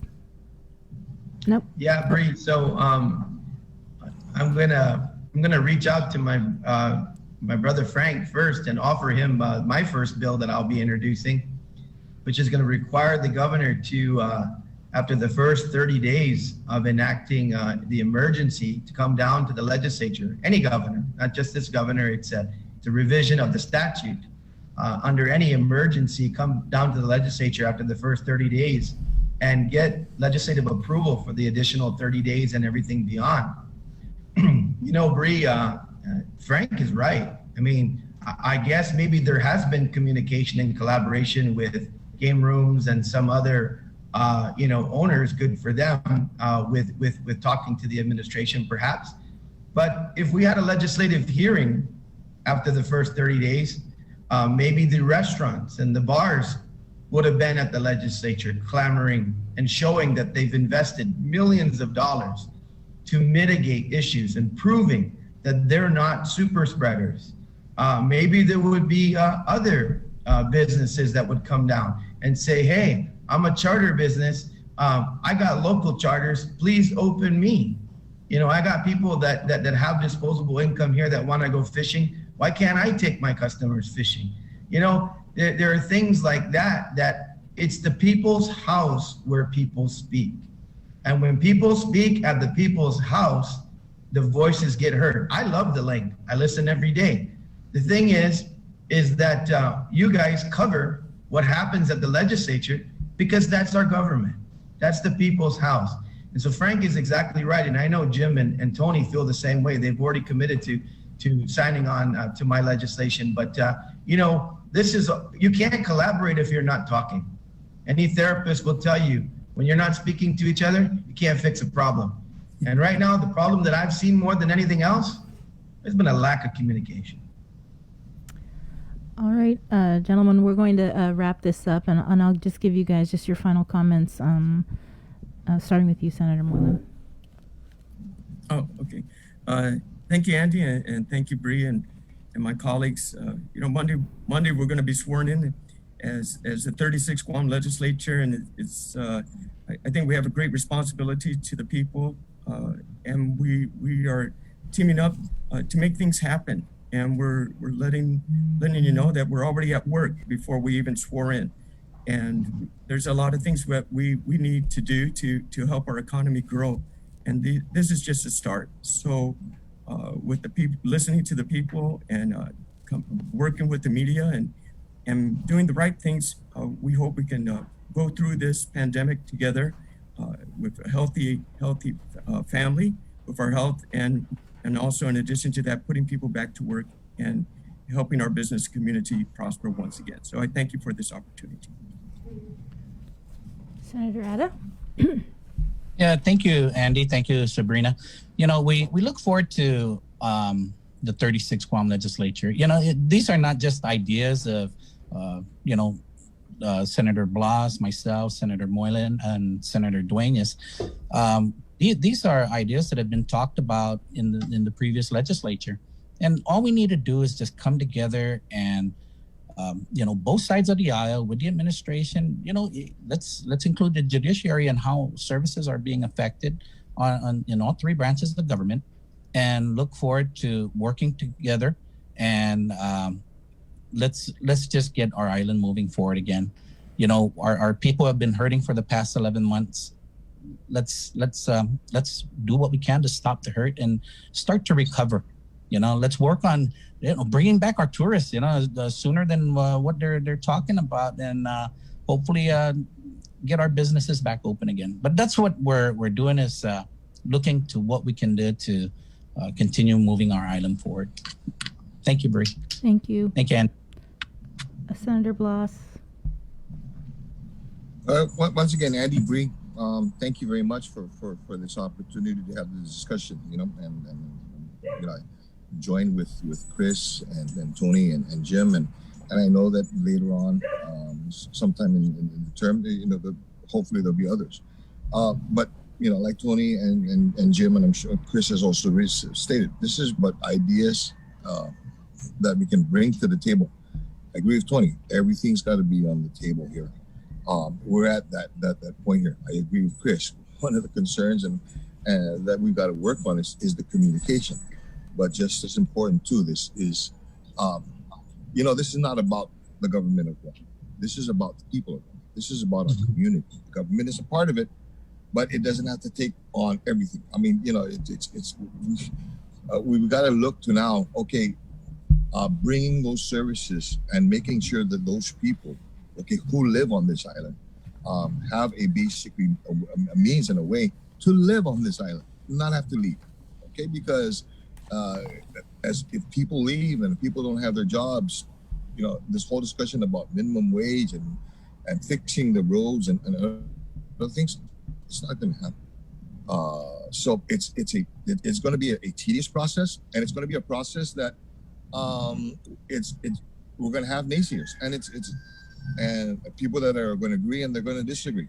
But that's what's necessary to make sure that at the end of the day, we have a product, we have an initiative, we have a law, we have a mandate, or we have a way to be able to continue our life, but now getting back up on our feet and prospering. That's what we want. All right. And Senator Duenas. Bree, Andy, and to the entire KUM family, once again, thank you for this opportunity. I never thought I would need to, but I wish I would have saved my my report cards when I was in elementary school, because believe it or not, I used to get an E under works well with others. And so I want to take this opportunity, because the four of us, I think, have repeated this over and over again. We want to work with the other 11 members, our friend Joanne and everybody else. We really, really want this to be a collaborative effort. We can't wait to be invited by the governor to come down to either sign these bills or to discuss them, in detail. And as my friends have said with the judiciary, I want to work with everyone. There is no way we can get things done unless we work with everyone. And with that, I want to say once again, belated Merry Christmas and a Happy New Year to all of you, Bree, Andy, and the KUM family, and to the people of Guam. And believe me, I know at least for the four of us, you're going to see us continue to get an E when it comes to working well with others. All right. So who's minority leader? Ooh, a Republican. A Republican, that's right. Will that announcement be coming out before Friday? The announcement will be made. That's definite. All right. All right. We'll definitely let you know. Thank you. Okay. Session's adjourned. Thank you, gentlemen. We'll reconvene on Monday. Happy New Year. Happy New Year. Happy New Year. All right. You can read the Let's Get Guam Moving proposal via Senator James Moylan, Senators-elect Tony Atticus Duenas, and Frank Blas Jr. On our website. Stay tuned. We'll have more on the link after the break. GU Self-Storage, conveniently located near the Harmon McDonald's. We offer affordable rates, online payments, and auto bill pay for your convenience. Plus gate access daily from 6 a.m. to 9 p.m. Call us today at 648-7867 for more information. Pastor Matia, Second the Kids, wishing you a Merry Christmas. Happy holidays and stay safe. These special season's greetings from our troops is brought to you locally by McDonald's of Guam and KUAM Communications. We're doing a good job, Guam. In the past couple of weeks, we've managed to keep the CAR score below 5. Together, we rose to the challenge when the governor asked us all to strive for 5. In the past couple of weeks, we've not only brought the CAR score way down from being in the high 40s to below 5, we've shown the governor that we're capable of altering the course of this pandemic. We were on a path to uncertainty, but now because of all of our actions, we're doing better. But better doesn't necessarily mean that we are out of the woods. We still need to watch our distance, wash our hands, and wear our masks. So please keep striving, Guam. We got this.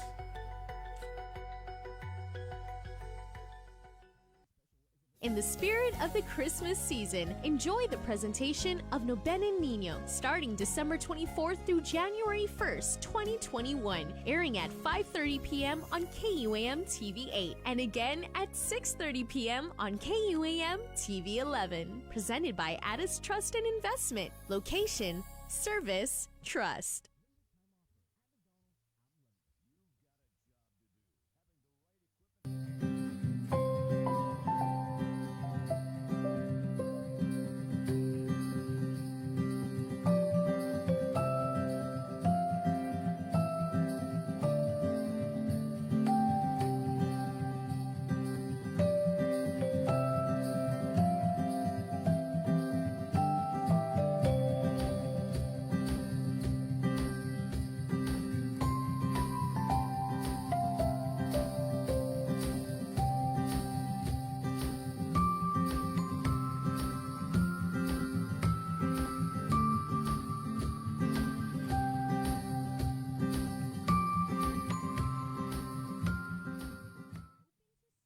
It takes all of us to protect Guam. Join the Guam Visitors Bureau in our social media campaign series aimed to protect our island and each other in this COVID-19 era. Participate in the Protect Guam movement by wearing your mask, showcasing Guam's heroes, staying active, and downloading the Guam COVID Alert app. Post and share your content with us. Use the hashtag ProtectGuam, and you could win $100. It's that simple. Check out visitguam.com for details. Let's reclaim our lives, our economy, and our tourism industry. Catch the holiday soundtrack starting December 1st through January 5th. You'll be treated to an all-day festive playlist only on Breeze 93.9 FM. Also streaming on KUAM.com and the KUAM mobile app. Let's spread joy and holiday cheer this season. Holiday soundtrack is brought to you by Domino's. Visit domino's.gu for faster, easier online ordering.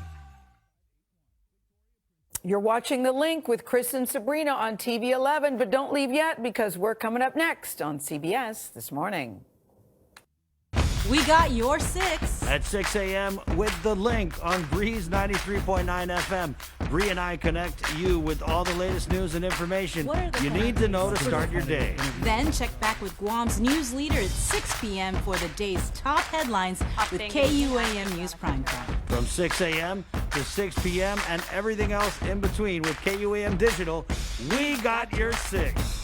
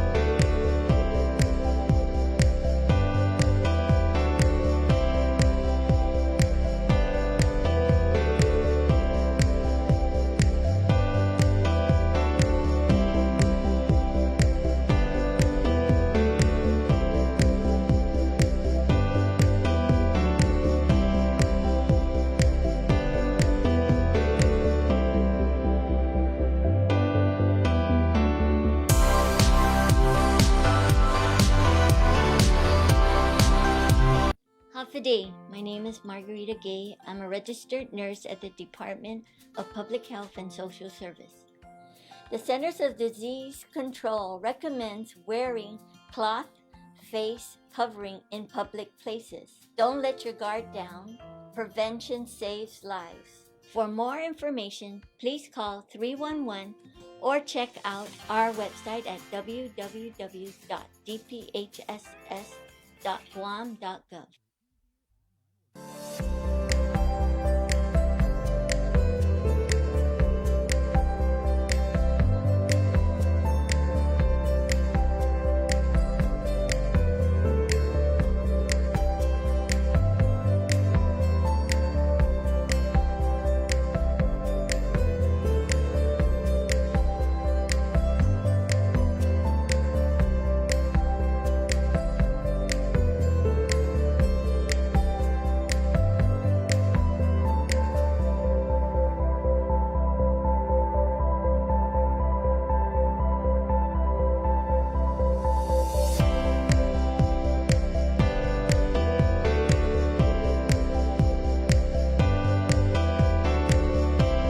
Vince Salas, Matt Tanon, Jason Salas, myself, Victorious. Good morning.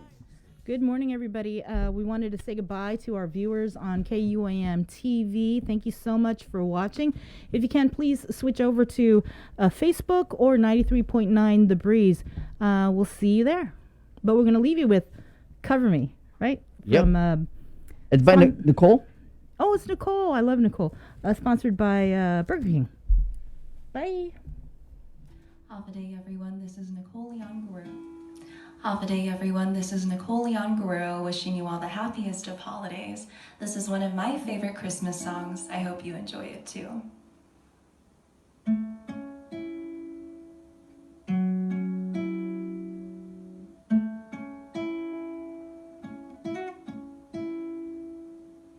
Christmas time is here. Happiness and cheer, fun for all that children call their favorite time of year.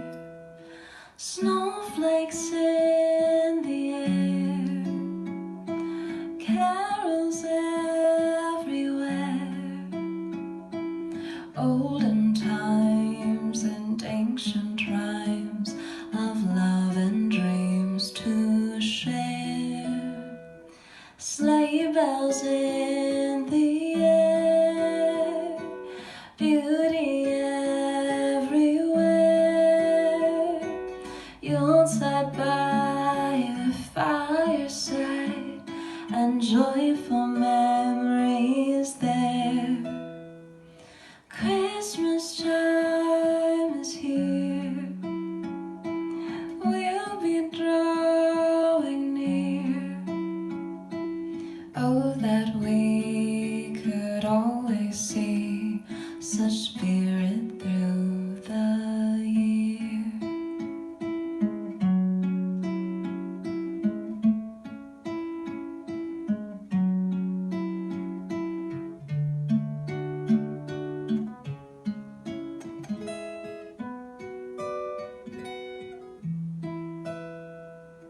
Sleigh bells in the air, beauty everywhere. Yuletide by the fireside, and joyful memories there. Christmas time is here. We'll be drawing near. Oh, that we could always see such spirit through the year, such spirit through the year.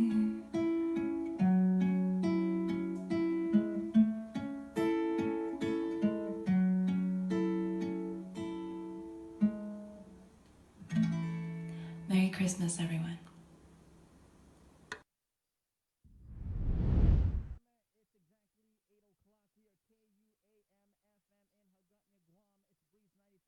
FM, and you are tuned into the link here with your host, Sabrina Sauce, Matt Tanani, Jason Sauce. Remember, the show probably brought to you guys by Calvo Enterprises and IT&E, and we're back with the show. Good morning. Good morning, everybody. We're going to head straight into our Zoom room where we are going to check in with Crystal Paco San Augustine, the governor's communications director. As we mentioned earlier at the top of the show, the governor signed her latest executive order, and joining us to break all of the new information down again is Crystal. Good morning, Crystal. Good morning, Bree. Good morning, Jace. Good morning to the people of Guam. Right, so we all kind of got the news late yesterday that the declaration of the public health emergency was extended for another month. We're also still in PCOR 1, right? And those are the things that remain the same, but there are some really big things that we dropped in this executive order. So yes, like you were saying, Governor Leon Guerrero signed Executive Order 2020-46 yesterday.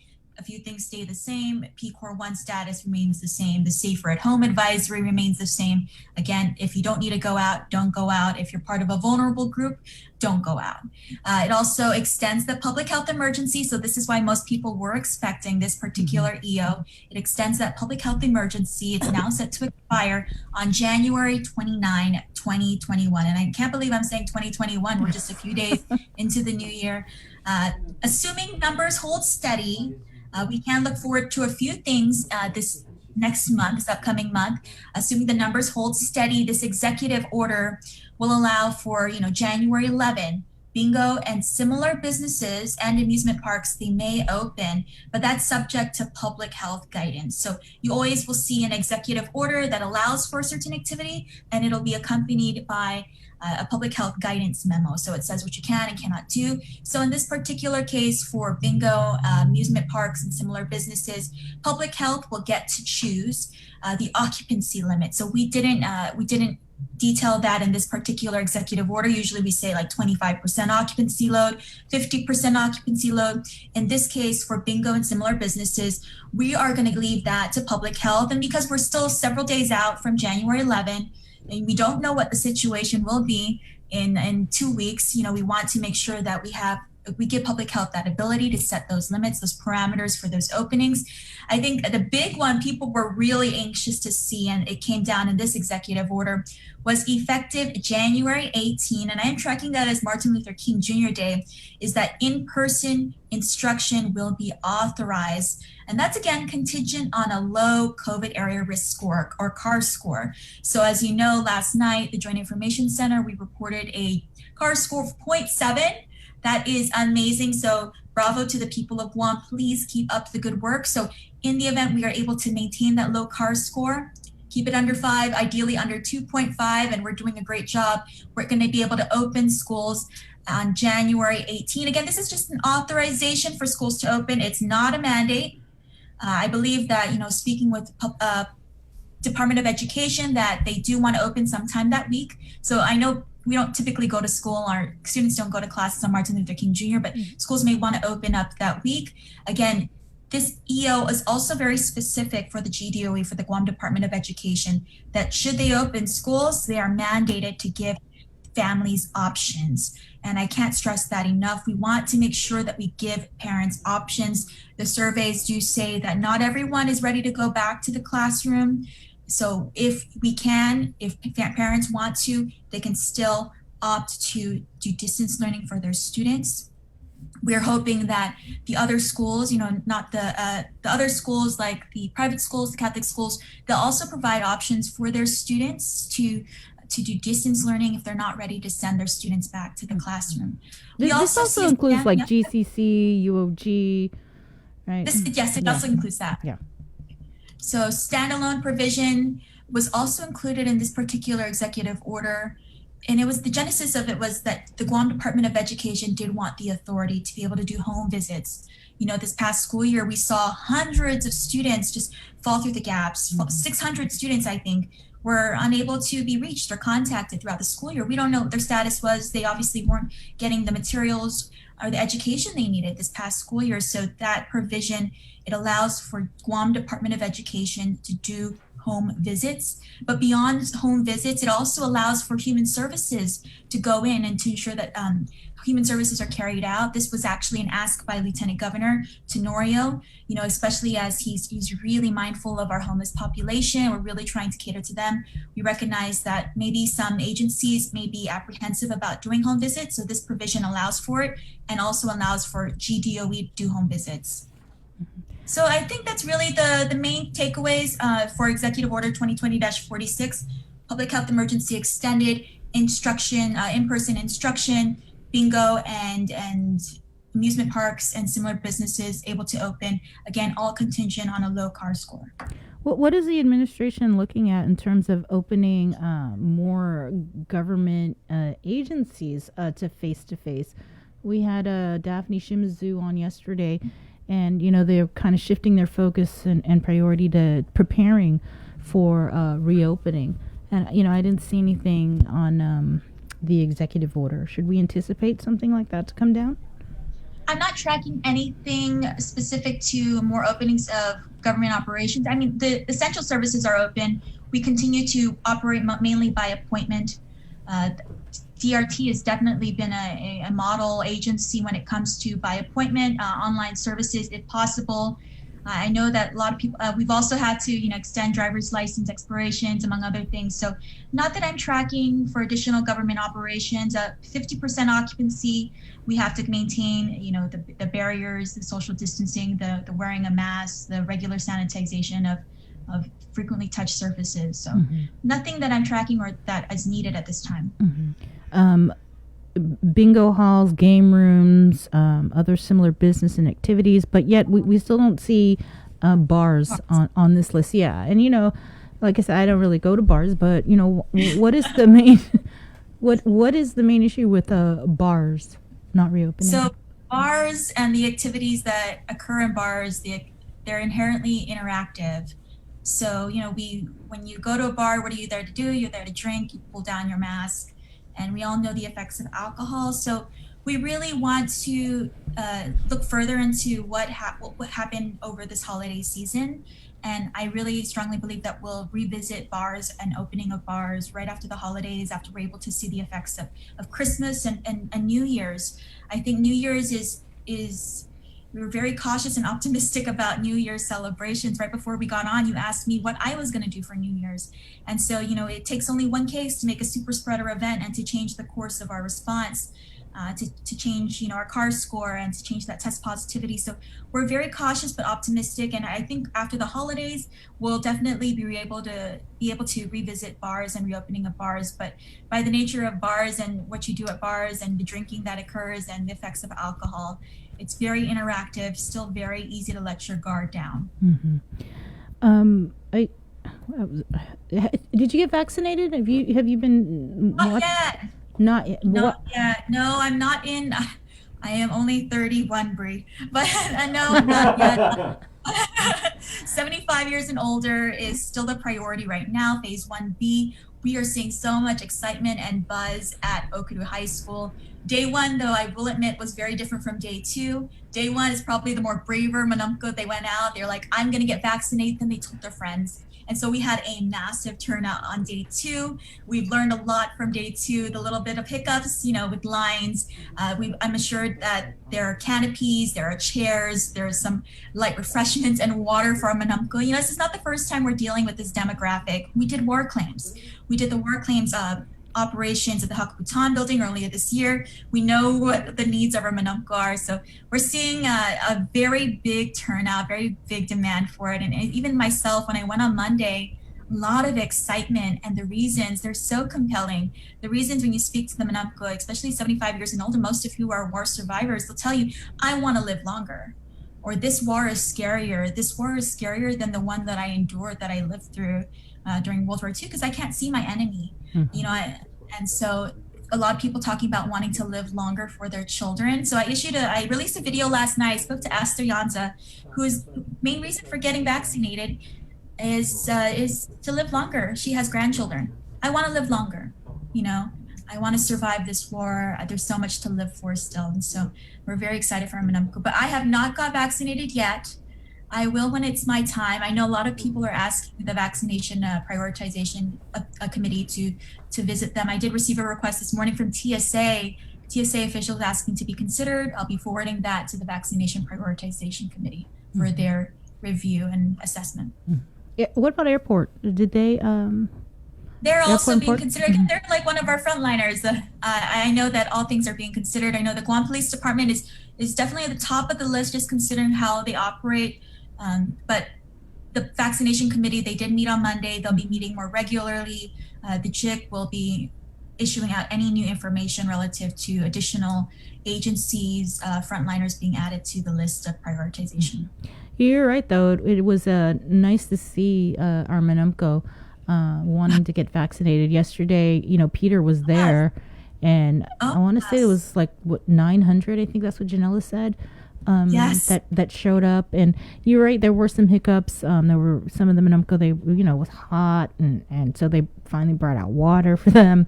And so, what are the changes? Do you know for today, based on what happened yesterday?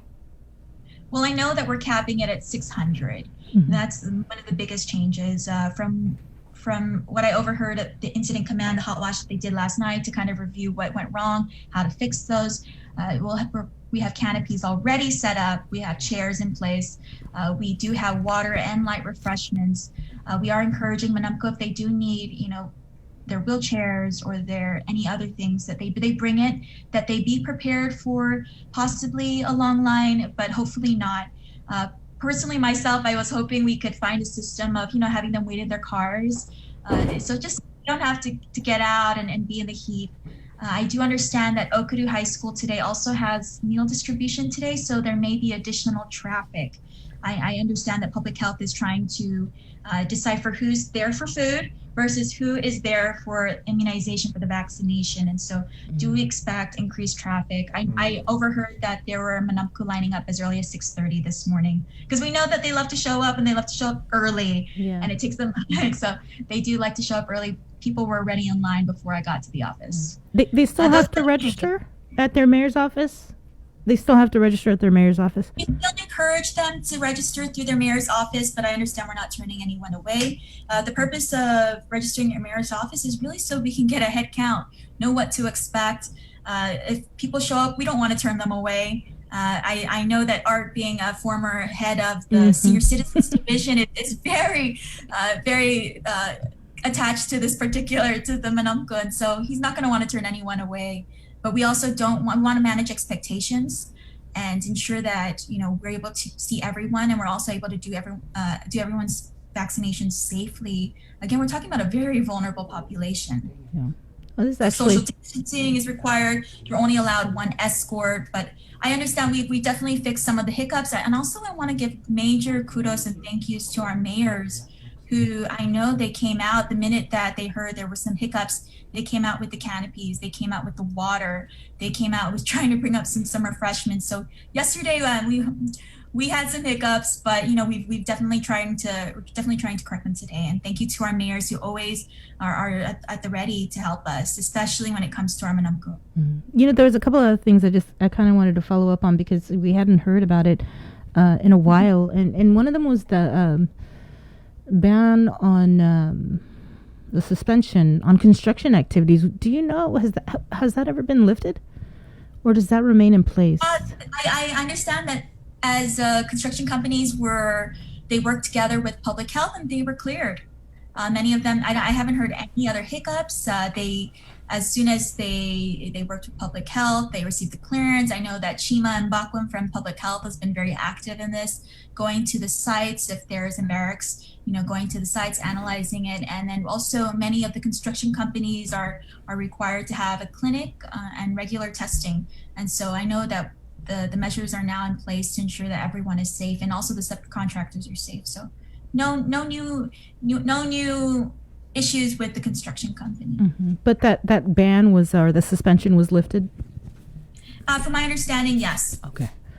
The other thing was just going back to the different P Corps, because it still kind of doesn't jive with all of the reopenings that are going on, and PCOR 1, we've all came to know it as maximum restrictions. So are we going to see some sort of revision to the PCORs? So right now we're still in holiday mode, right? And so New Year's is the day. New Year's Eve is the day after tomorrow. And so what we really want to do is remain in PCOR 1 until after the holidays, and we're able to really understand the effects of the holidays. Because the last thing we'd want to do is lift PCOR 1 and then see a spike and then revert back to PCOR 1 after we just got back into PCOR 2.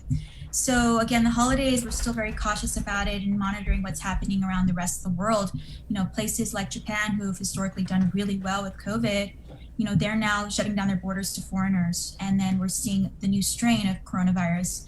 And so PCOR 1 is really so that we stay cautious. But again, we're very optimistic. But again, let's see another 10 to 14 days. We could see the adverse effects of the celebrations that occurred over the holidays. So PCOR 1, just for us to stay cautious, to stay ready in the event there is additional spike. But in 2 weeks, that could change if we stay the course. All right. Anything else before we let you go? Happy New Year. Happy New Year. I can't believe it's been a whole year. Good riddance to 2020. I think we're all excited, and I am excited to even hear the senators right before me. We're all looking towards the future and diversification of our economy. We all are ready to kind of move on. We're all ready to have a better 2021 and resume some sense of normalcy. But I think we're all with the understanding that masks, social distancing, and washing of hands will be the norm for quite a long time. I think GVB board director Sunny Addis said it best, is that, this virus really dictates. We can plan all we want, but the virus is really the one manipulating our response and it's determining what's next. And so please stay abreast of all the latest information. Wear your mask, watch your distance, and wash your hands. Even if we're doing well today, we don't want to undo the progress. And we've been doing so great, Guam. I wish I could hug all of you and tell you how, and give you high fives. I miss hugging people. I can't wait till we get to do that again. And vaccinations soon. We hope to open up to the general public. Again, very dependent on the deliveries, the shipments here in Guam. But I understand we'll get monthly shipments. By the summer, we hope to make this more accessible to the general public. But thank you, and thank you for doing such a great job. We called for the Strive for 5. You responded. You did so well. 0.7 today. Thank you, and Happy New Year. Let's stay the course. We all know what's happening around the rest of the world, and so let's continue to be that example of what happens when a community comes together. Okay, Crystal. A couple people were just asking in our chat earlier before your interview too, and they were saying, just to be to clarify and everything, there have been no Gov Guam sponsored fireworks displays, right? As far as New Year's Eve. Okay, people were just wondering. No fireworks that I'm tracking. I'm a little sad. I really love my husband and I really love fireworks, but we still have so much to look forward to if we're able to get these numbers down to keep COVID controlled here on island. I would hope that we'd have even grander celebrations for Guam's liberation, which technically is the biggest celebration annually here on island. So Liberation Day, let's work towards that. A great summer and fireworks festivities then.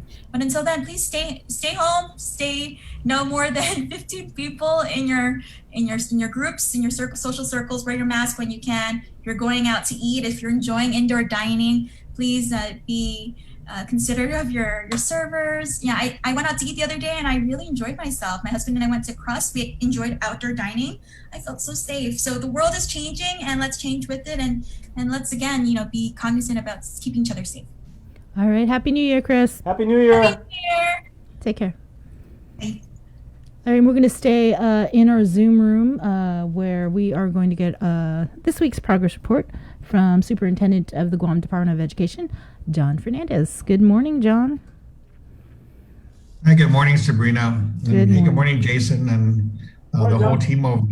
I was going to ask earlier this week. I said, hey, maybe this might be a week where we don't need to catch up.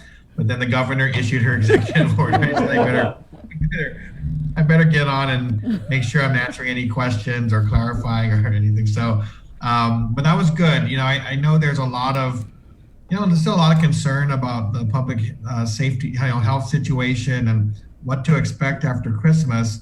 But I'm glad the governor gave, at least some direction to us so that we could determine, how much further we could prepare and mobilize in the event that we do, end up starting school back to face-to-face instruction. We had targeted January 19th. So the executive order, which authorizes us beginning the 18th, is well timed and in coordination with the plans that we've been sharing with them. So we appreciate that. And before she made the decision, I know it's a big decision, but I did want to relay to her that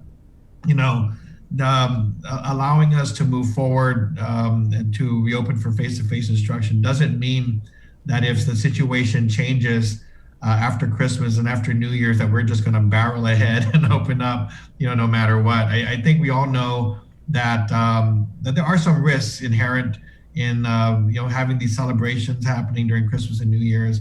And if people don't follow the rules, there's a risk that we may see higher cases and higher positive results out there. So that start date of that we're planning for on the 19th gives us that 14-day period, between Christmas and New Year's and the start of face-to-face instruction to see whether the numbers do change and whether we start heading in a different direction in terms of the public health situation. So we'll continue to monitor it, and we'll continue to make sure that safety is our primary concern and priority. But this gives us the opportunity to just make sure that we're planning, preparing for that possibility of and that plan to reopen for face-to-face instruction. I know that last time we talked, we gave an indication to the public about where we stood with the number of students coming back, and so it's a low number.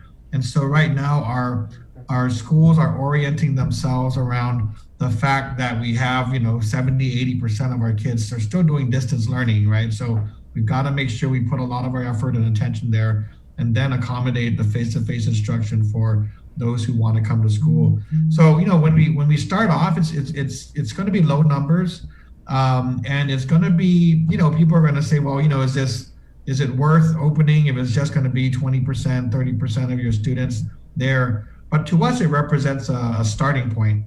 For us, it represents an opportunity to see how the safety protocols work.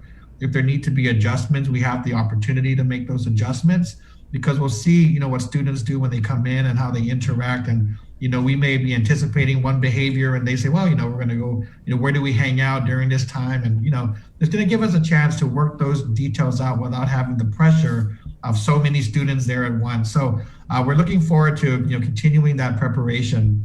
We do expect all of our teachers and our staff to be back at school on the 4th to begin the trainings and to be, to be able to prepare for the start of the school. And the schools are working out their schedules for both training and for the orientations that we hope we're able to do for students and parents to kind of introduce them to the campus, reintroduce them to the campus, and kind of explain what we're doing. So that'll give us that time, and then on the 19th will be the first day of school. So we're working with our buses to finalize the schedules. With DPW, we're working with our food services again to nail down those schedules.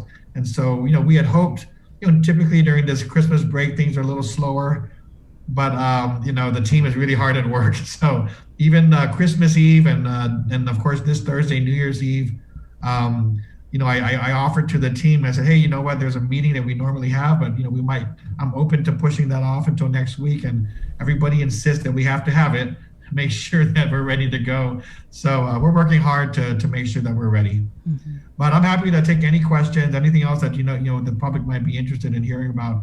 Again, lots of things moving, and we're continuing all the efforts on all models of learning, trying to make sure that we're able to support all models. I guess the only other thing I would mention is that home visitations. Remember, we talked about, there are students out there that we just have been unable to reach. So we were just very glad to see in this executive order, the governor making an explicit authorization for social service workers, which would include our, social workers and outreach teams, to be able to conduct those home visits, because we really look forward to getting out into those areas where we know there may be kids who are not, participating in school, checking on them, seeing how they're doing, and maybe use that opportunity to register them, but also get them some supplies that might be needed, to kind of help them in that transition back to school. So it really has been frustrating to see that there are 500 students that we just couldn't do much except, to wait until we were, able to go out. So our team's meeting today to put together their mobilization plan, but we look forward to reconnecting those students as well, as that was one of our major concerns. And then the other question that wasn't addressed is that, I think this will probably be a later discussion, but we had talked about earlier our plans for interscholastic high school sports. So that is a plan, that's a proposal that we put out there. At this point, the governor has not yet authorized us to move forward, but we will continue that discussion because I know that many of our families, that'll be the next question after, return to face-to-face instruction, whether there'll be a sports season. So we'll continue to work with the governor and public health to determine when she feels ready to authorize that activity. Yeah, I can't remember if we covered this last week or a decision was made about the schedules for the students, because I thought it was going to be like a staggered kind of schedule. But because the numbers were so low, will everybody be on the same schedule when they return, for those who want to return to face-to-face? Yeah, we're going to be, so we're doing, we are working to finalize schedules, and it'll probably be something that gets released early next week regarding, the online, hard copy and face-to-face. Before, this past semester, we really left a lot to the schools to help organize their, stakeholders, their students, their, teachers in a way that they could support, these efforts.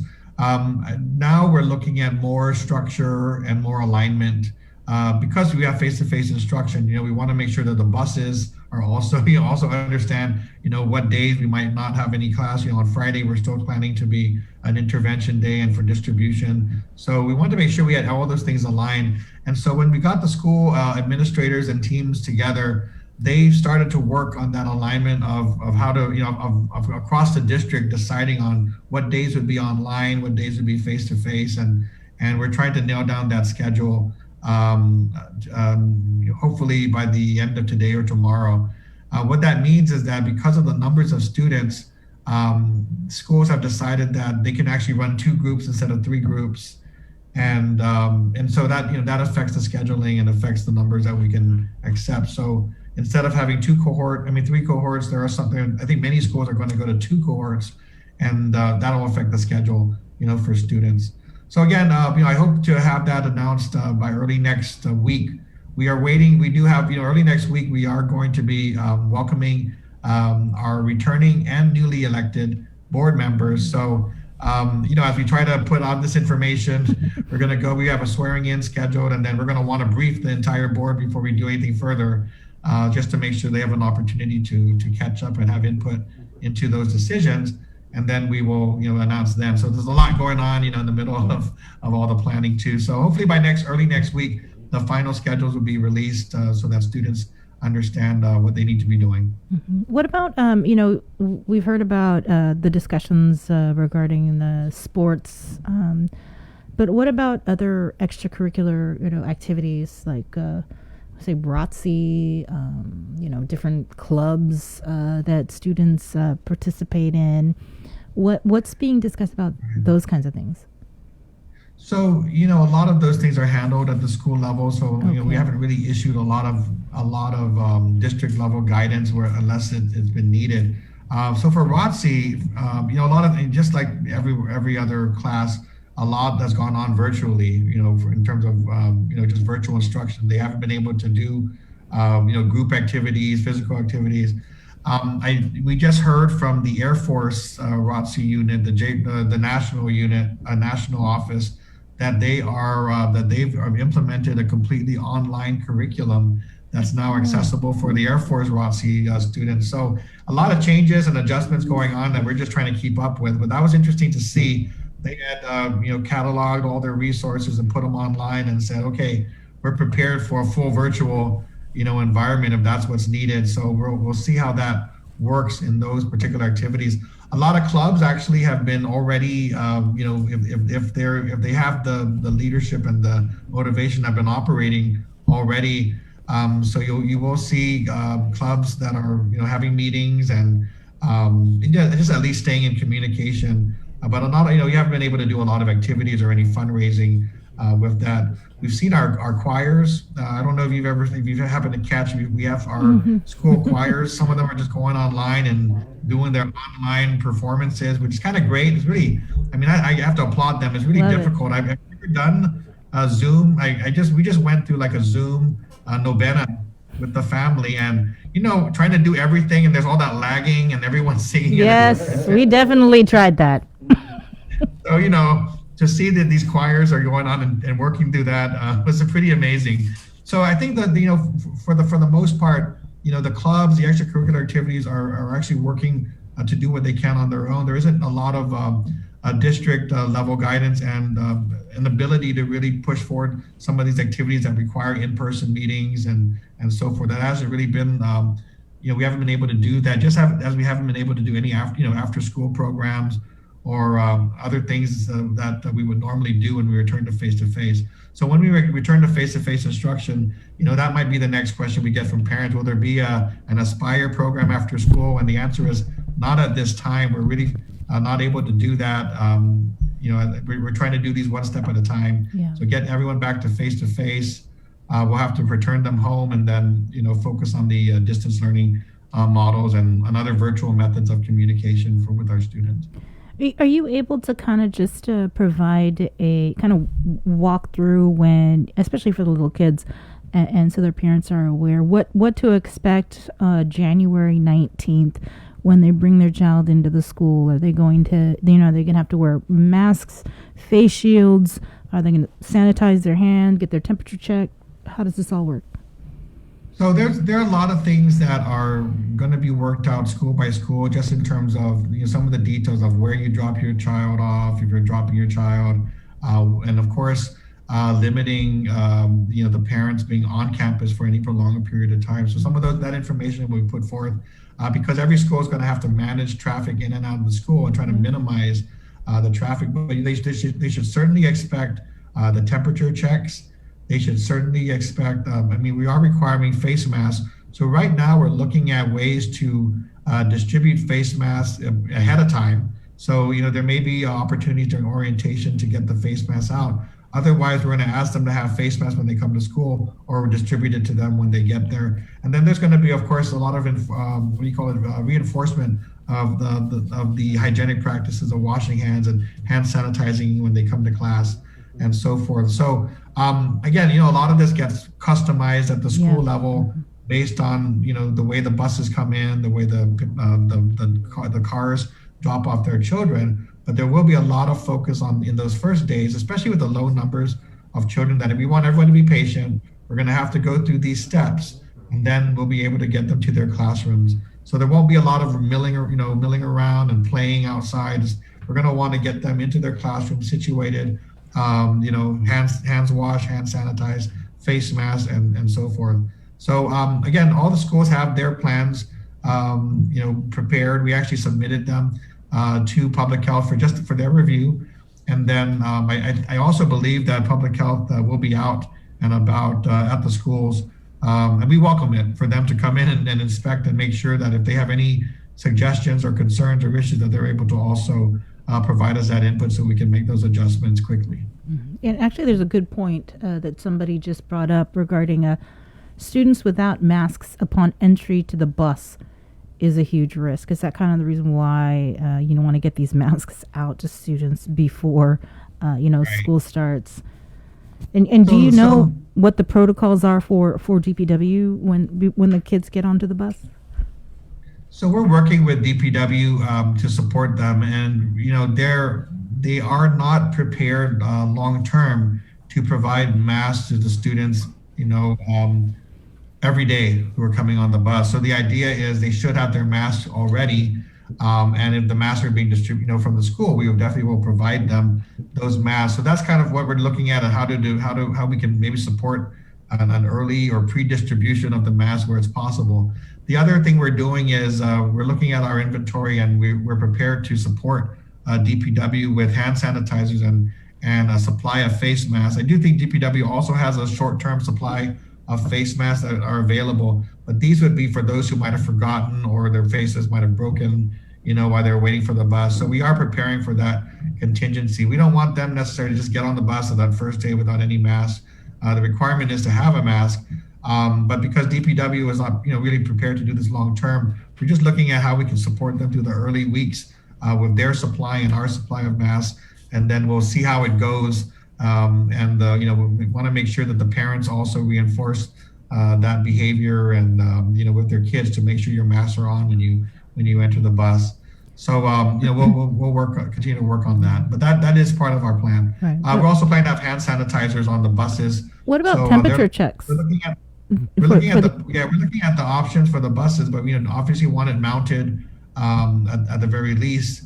So that we don't want the bus drivers to have to go manually hand sanitize all the kids, but they will be able to at least have hand sanitizer available on the buses. And then in between the bus pickups and drop-offs, before they go off for their next round, our understanding is that they have I believe it's an electrostatic sprayer that they can go quickly through the bus to sanitize and disinfect the bus before they start off on their next round. So we're talking through the details with them, making sure we're all comfortable with the practices and protocols, especially for those early the first couple of weeks of school, where we're trying to work out all the details and seeing which buses happen to have more kids than expected and which have less, and try to make the adjustments as needed. Mm-hmm. We have another question. How will the cafeteria be set up for kids to have lunch? So there will be again low numbers of kids. There are schools that are planning that used to have one school lunch period that are now going to divide those lunch periods to make sure there's adequate opportunity for physical distancing. And the way they're orienting them, of course, is they're not going to be sitting across from each other. They're doing the seating arrangement so they're able to maintain that physical distancing and to get kids in and out of the cafeteria as efficiently as possible. And then, of course, sanitizing the tables and chairs in between, the servings. So I guess I know some schools are doing things on their own by adding additional, dividers and other things as they're comfortable with.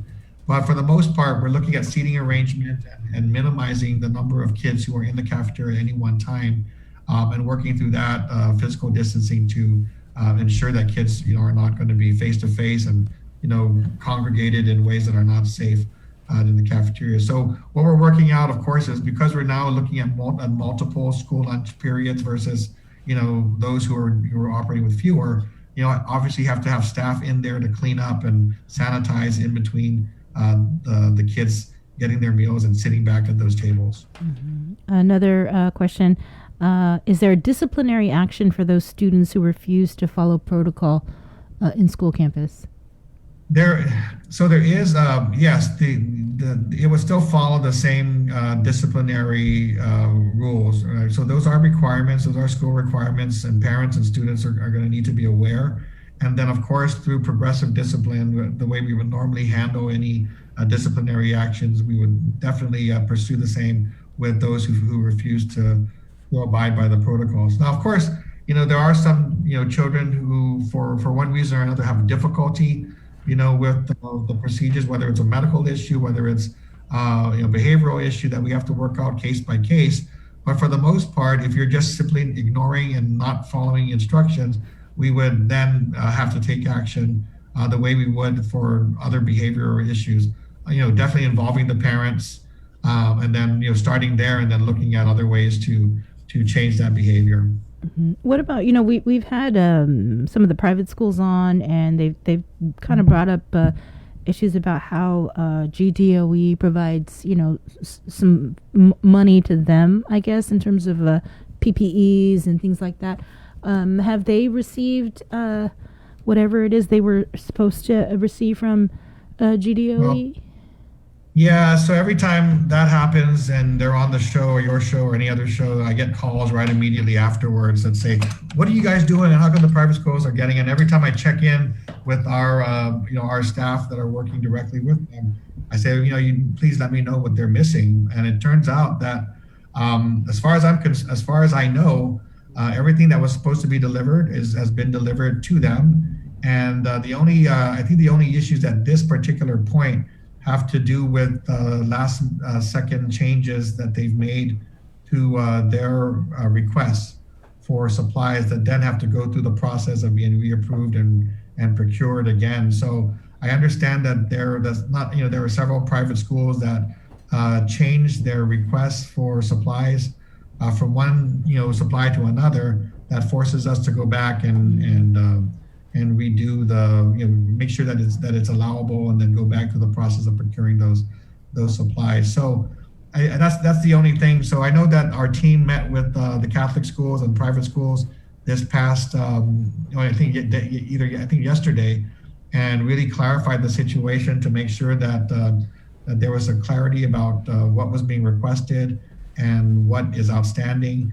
And then I believe there will be separate procurement meetings that will be held with the private schools if there's any question or issues that are related to, their particular requests. I've sat in. I hold 2 meetings a week on procurement with the team to go through everything that is being requested, from the time a requisition is entered to a time a purchase order is issued and goods and supplies are distributed.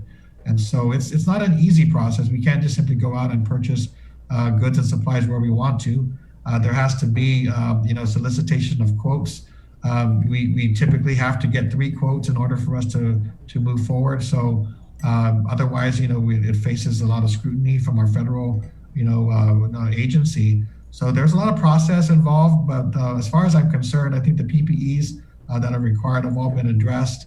There are some outstanding items that are still in process that are going to be distributed and installed. Those are due to supply issues, in terms of the vendors being able to supply and bring those materials in. So things like our hand washing stations, water bottle filling stations, those are not necessarily non-negotiables. I mean, we can operate without them, but we know that those are still coming in, and being delivered. And once they're here, we'll install them, at the schools that have requested them. So we know there are still things moving. But as far as any delays, I've checked with our team, and every time I hear a complaint, we go back and try to make sure. I just haven't had any clarity about what has not been delivered that should have been. As far as I know, everything's been delivered, and it's just for some of the last minute changes that have taken place that need to be adjusted, approved, and then moved through the procurement process as soon as we can.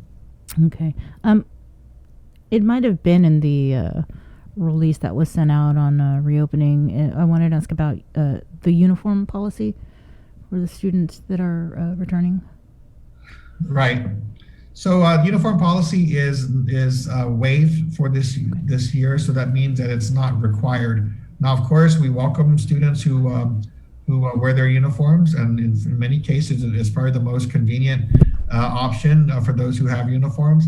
We are working to provide additional supports for uniforms for those who may need that support. So that typically happens through our social workers and our outreach offices, outreach office to see when that support might be needed. But otherwise, it's not a requirement. So nobody will be disciplined for failing to wear a uniform. There will be dress codes. So, there will be requirements that you can't wear certain kinds of clothing on campus, or no spaghetti straps, clothing or spaghetti straps, or right. There'll be a dress code, so you can't just wear anything. But for this year, I know the board didn't want to impose an additional, financial burden on families just to come back to school. We wanted our kids back in school as soon as possible, so that'll be waived for the rest of this year. Okay, and I guess we just got the release on a school meal distribution. It resumes, I think, today, right? Today's the 30th. Correct. Yeah. So we're trying to work. Yeah, trying to get our distributions managed, for now and then into the new year. And once we start back, we plan to continue the school meal distributions, the non-perishable items every Friday. So that will continue, I believe, to the rest of the school year where we have authority to do that. The only difference now is that those who go face to face, when they come to school, they will have the hot meal option at school. So that would be the typical school breakfast and lunch that gets served in the cafeteria. So we do have to provide students who attend face-to-face instruction to have their cafeteria meals. But for those who are on distance learning, or actually all the students, right? Because the face-to-face students are not going to be there every single day. They're all eligible to come in on Friday to pick up food supplies, for the week, the way we've been doing the past several, months. So Fridays, we still plan to reserve that for an opportunity to continue that support to our students. All right. Well, thanks, John, for the weekly update. We've been asking on our social media, what is the biggest lesson you learned in 2020? So let me ask you that. What is the biggest lesson you learned? The biggest lesson learned in 2020, there's so many, but I would have to say that, in times of crisis like this, communication is just critical, and being visible and being transparent is just critical, because I think there's been so much opportunity, so many ways to be confused and to get the wrong kind of information, and to about important issues like your health, and like ways to protect your health, and school openings, and economic issues here and there that are really it's easy to be anxious and uncertain, and to be overwhelmed. So it really helps when you're able to get good, solid information you can rely on. And I think the thing for us as a department was that whether it's good news, bad news, whether it's good news or bad news, let the people know what they need to know. Let them make decisions that they need to make, but give them good information they can rely on, so that when they come to you later and as you try to manage through the crisis, they're not second guessing, what you're doing, and not second guessing the fact that we do have the interests of our students and employees at heart, and what we're trying to do is really in their interest. So I think that's the biggest issue. Otherwise, everything else, a lot to do about being flexible, adaptable, and really being prepared for anything this year. So I think we've been able to do that. But ultimately, we do hope that people do have the confidence in the decisions that are being made, because we did our best to get input and to share our thought process all along the way, and including the opportunities to do this every week has really been helpful to us. So I want to thank you for that. No, thank you.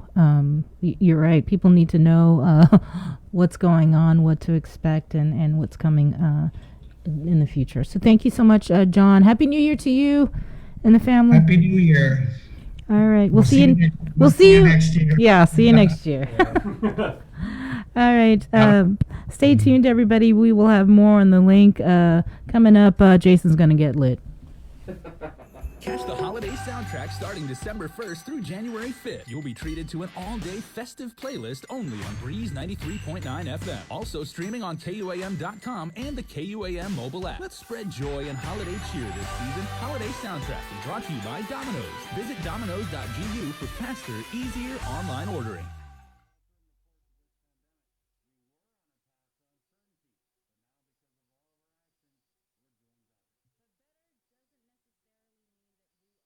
Guam's early battles with COVID-19 were strong and forced cases down.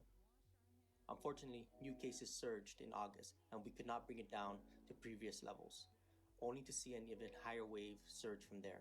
As a result, we have seen COVID hospitalizations rise in similar fashion. This is a big problem, especially on Guam. In any hospital, the capacity to treat patients is based on the number of beds available and the professional healthcare staff available to treat these patients safely.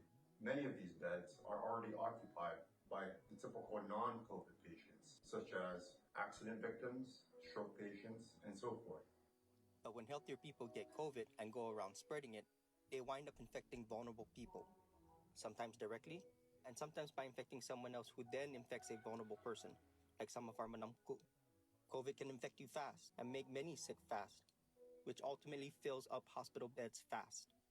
Like most of the world, on Guam, the young, especially those in their 20s and 30s, make up majority of the COVID cases, but it's primarily our elders that are dying prematurely from it. Overall, those younger than 60 years old make up 88% of cases. Yet it is those over 60 years old that make up 62% of the deaths related to COVID. If you died in your 60s, that's about 2 decades short of the average life expectancy. So as our hospital census rises, the crisis only worsens. Some with severe cases of COVID can't get care or suffer delays. And some who could be saved die. Plus, some with other medical issues have same challenges, and some of them die too. So what exactly is happening on Guam most recently? We can look at Guam's admitted COVID patients, the non-COVID adult patients, and the combined census numbers of both groups. Typical capacity on Guam for adult patients is about 150 beds between GMH and GRMC. When the total census goes above this, it becomes increasingly difficult to provide the safest and most effective inpatient care, thus creating a surge crisis. Many on Guam are fighting for their lives, while our hospitals are resorting to extraordinary measures. Surge conditions equals potential for avoidable deaths. 95% of all the COVID-related deaths on Guam have occurred during the current waves. We are seeing record deaths in 2020, with September being the deadliest month. The official count from October is on track to surpass September. Even the non-COVID deaths have been above the average recorded over the past 5 years. To stop the spread now requires stronger efforts beyond what we've already done. Many in Guam have done a commendable job protecting themselves, their families, friends, and even strangers. But there are still some that don't, either because of COVID fatigue or momentary lapses in keeping their guard up.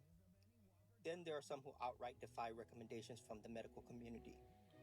Our hospital surges may be made of only the severe cases, but it was generated mostly by people who didn't feel sick. That means the people who can do the most to avoid unnecessary deaths is the community on Guam. That means you.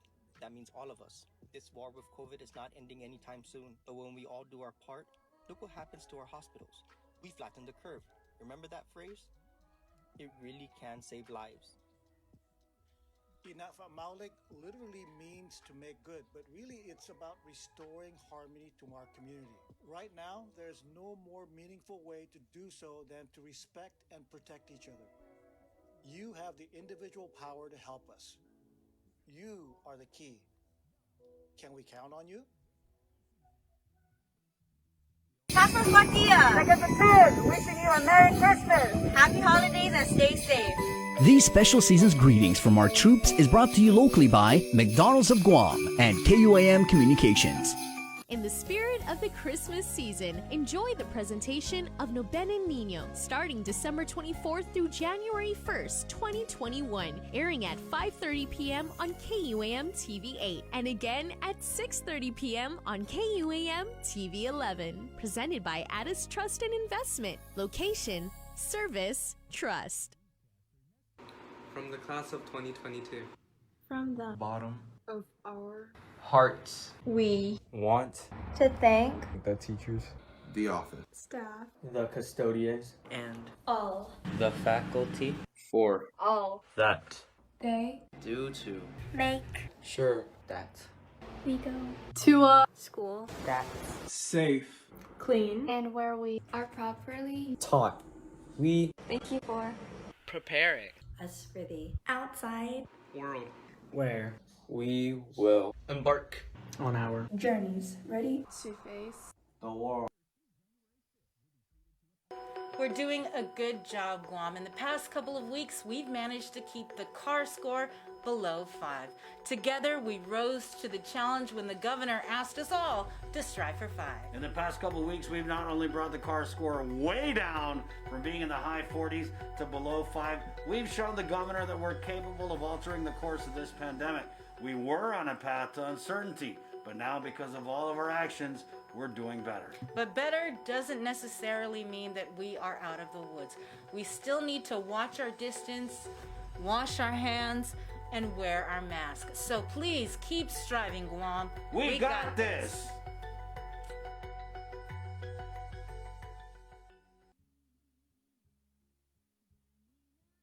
Hafaday and Mabuhay, I'm Ann Pobutsky. I'm the territorial epidemiologist for Guam.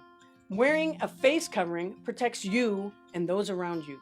We know that COVID-19 can be spread by people who are not showing symptoms, which means they are asymptomatic. Because Guam remains at risk for significant community spread or transmission of the virus, it is a necessary precaution to wear a face covering when you are in public. Everyone must wear a face covering when they leave home, have it visible at all times, and put it on when they see others nearby. Face coverings are required for everyone when shopping at stores, seeking healthcare, and inside the workplace. Covering your face reduces the chance that you will unknowingly infect someone else if you are carrying COVID-19 but have no symptoms. Prevention saves lives. For more information, please call 311 or visit our website at dphss.guam.gov.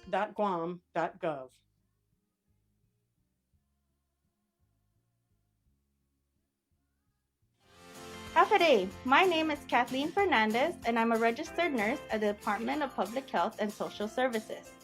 The Centers for Disease Control and Prevention recommends wearing cloth face coverings in public settings. Don't let your guard down. Prevention saves lives. For more information, please call 311 or check out our website at dphss.guam.gov. We got your 6 at 6 a.m. with the link on Breeze 93.9 FM. Bree and I connect you with all the latest news and information you need to know to start your day. Then check back with Guam's news leader at 6 p.m. for the day's top headlines with KUAM News Primetime. From 6 a.m. to 6 p.m. and everything else in between with KUAM Digital, we got your 6.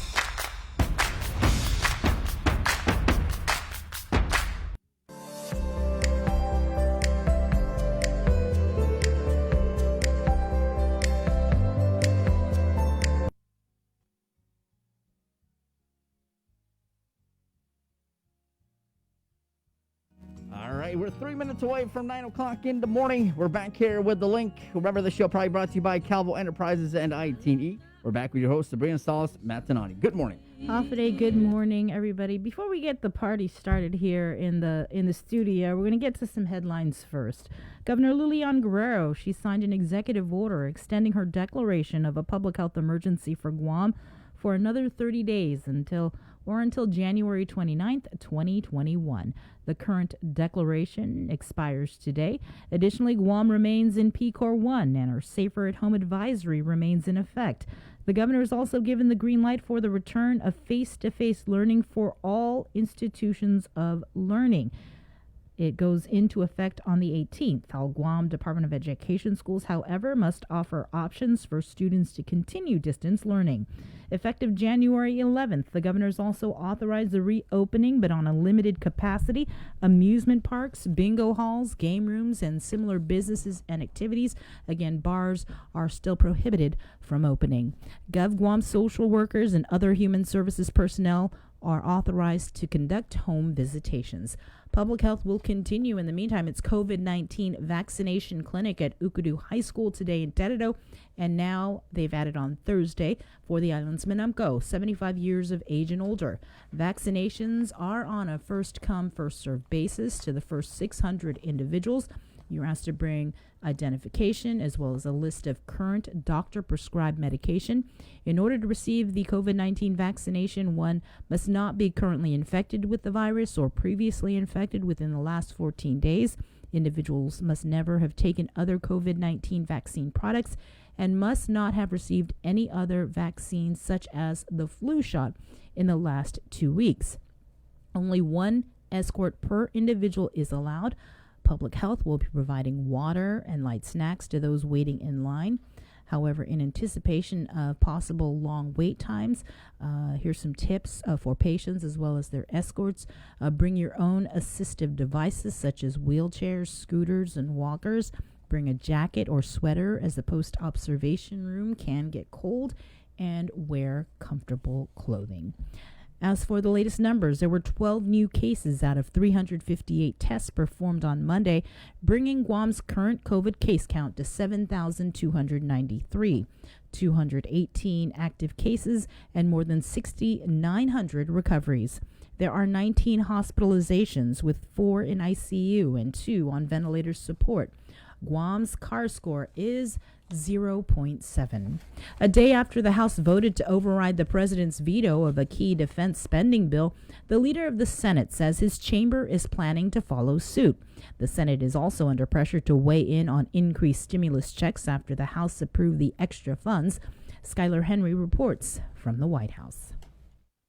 Congress could give President Trump the first veto override of his presidency. The yeas are 322, the nays are 87. Monday night, the House overwhelmingly overrode Mr. Trump's veto of the National Defense Authorization Act, which gives 3% pay raises for U.S. troops and authorizes more than $740 billion for the military. This vote is about supporting our troops and defending America. The president had objected, wanting lawmakers to include limits on social media companies, and he opposes the renaming of some military bases that honor Confederate leaders. The bill is passed.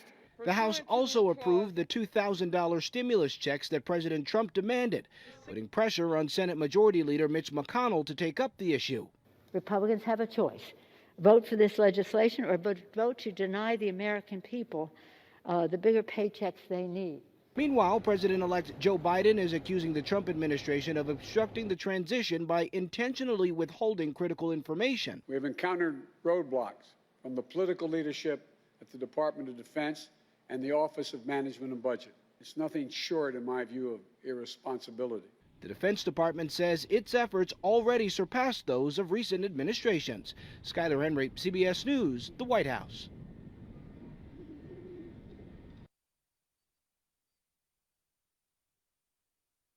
At home, the Speaker has called her colleagues into special session for 10:30. This comes at the request of the governor, who is urging them to deliberate on Bill 429 that authorizes the refinancing of its outstanding revenue bonds so that it can achieve debt service reductions beginning in fiscal year 2021.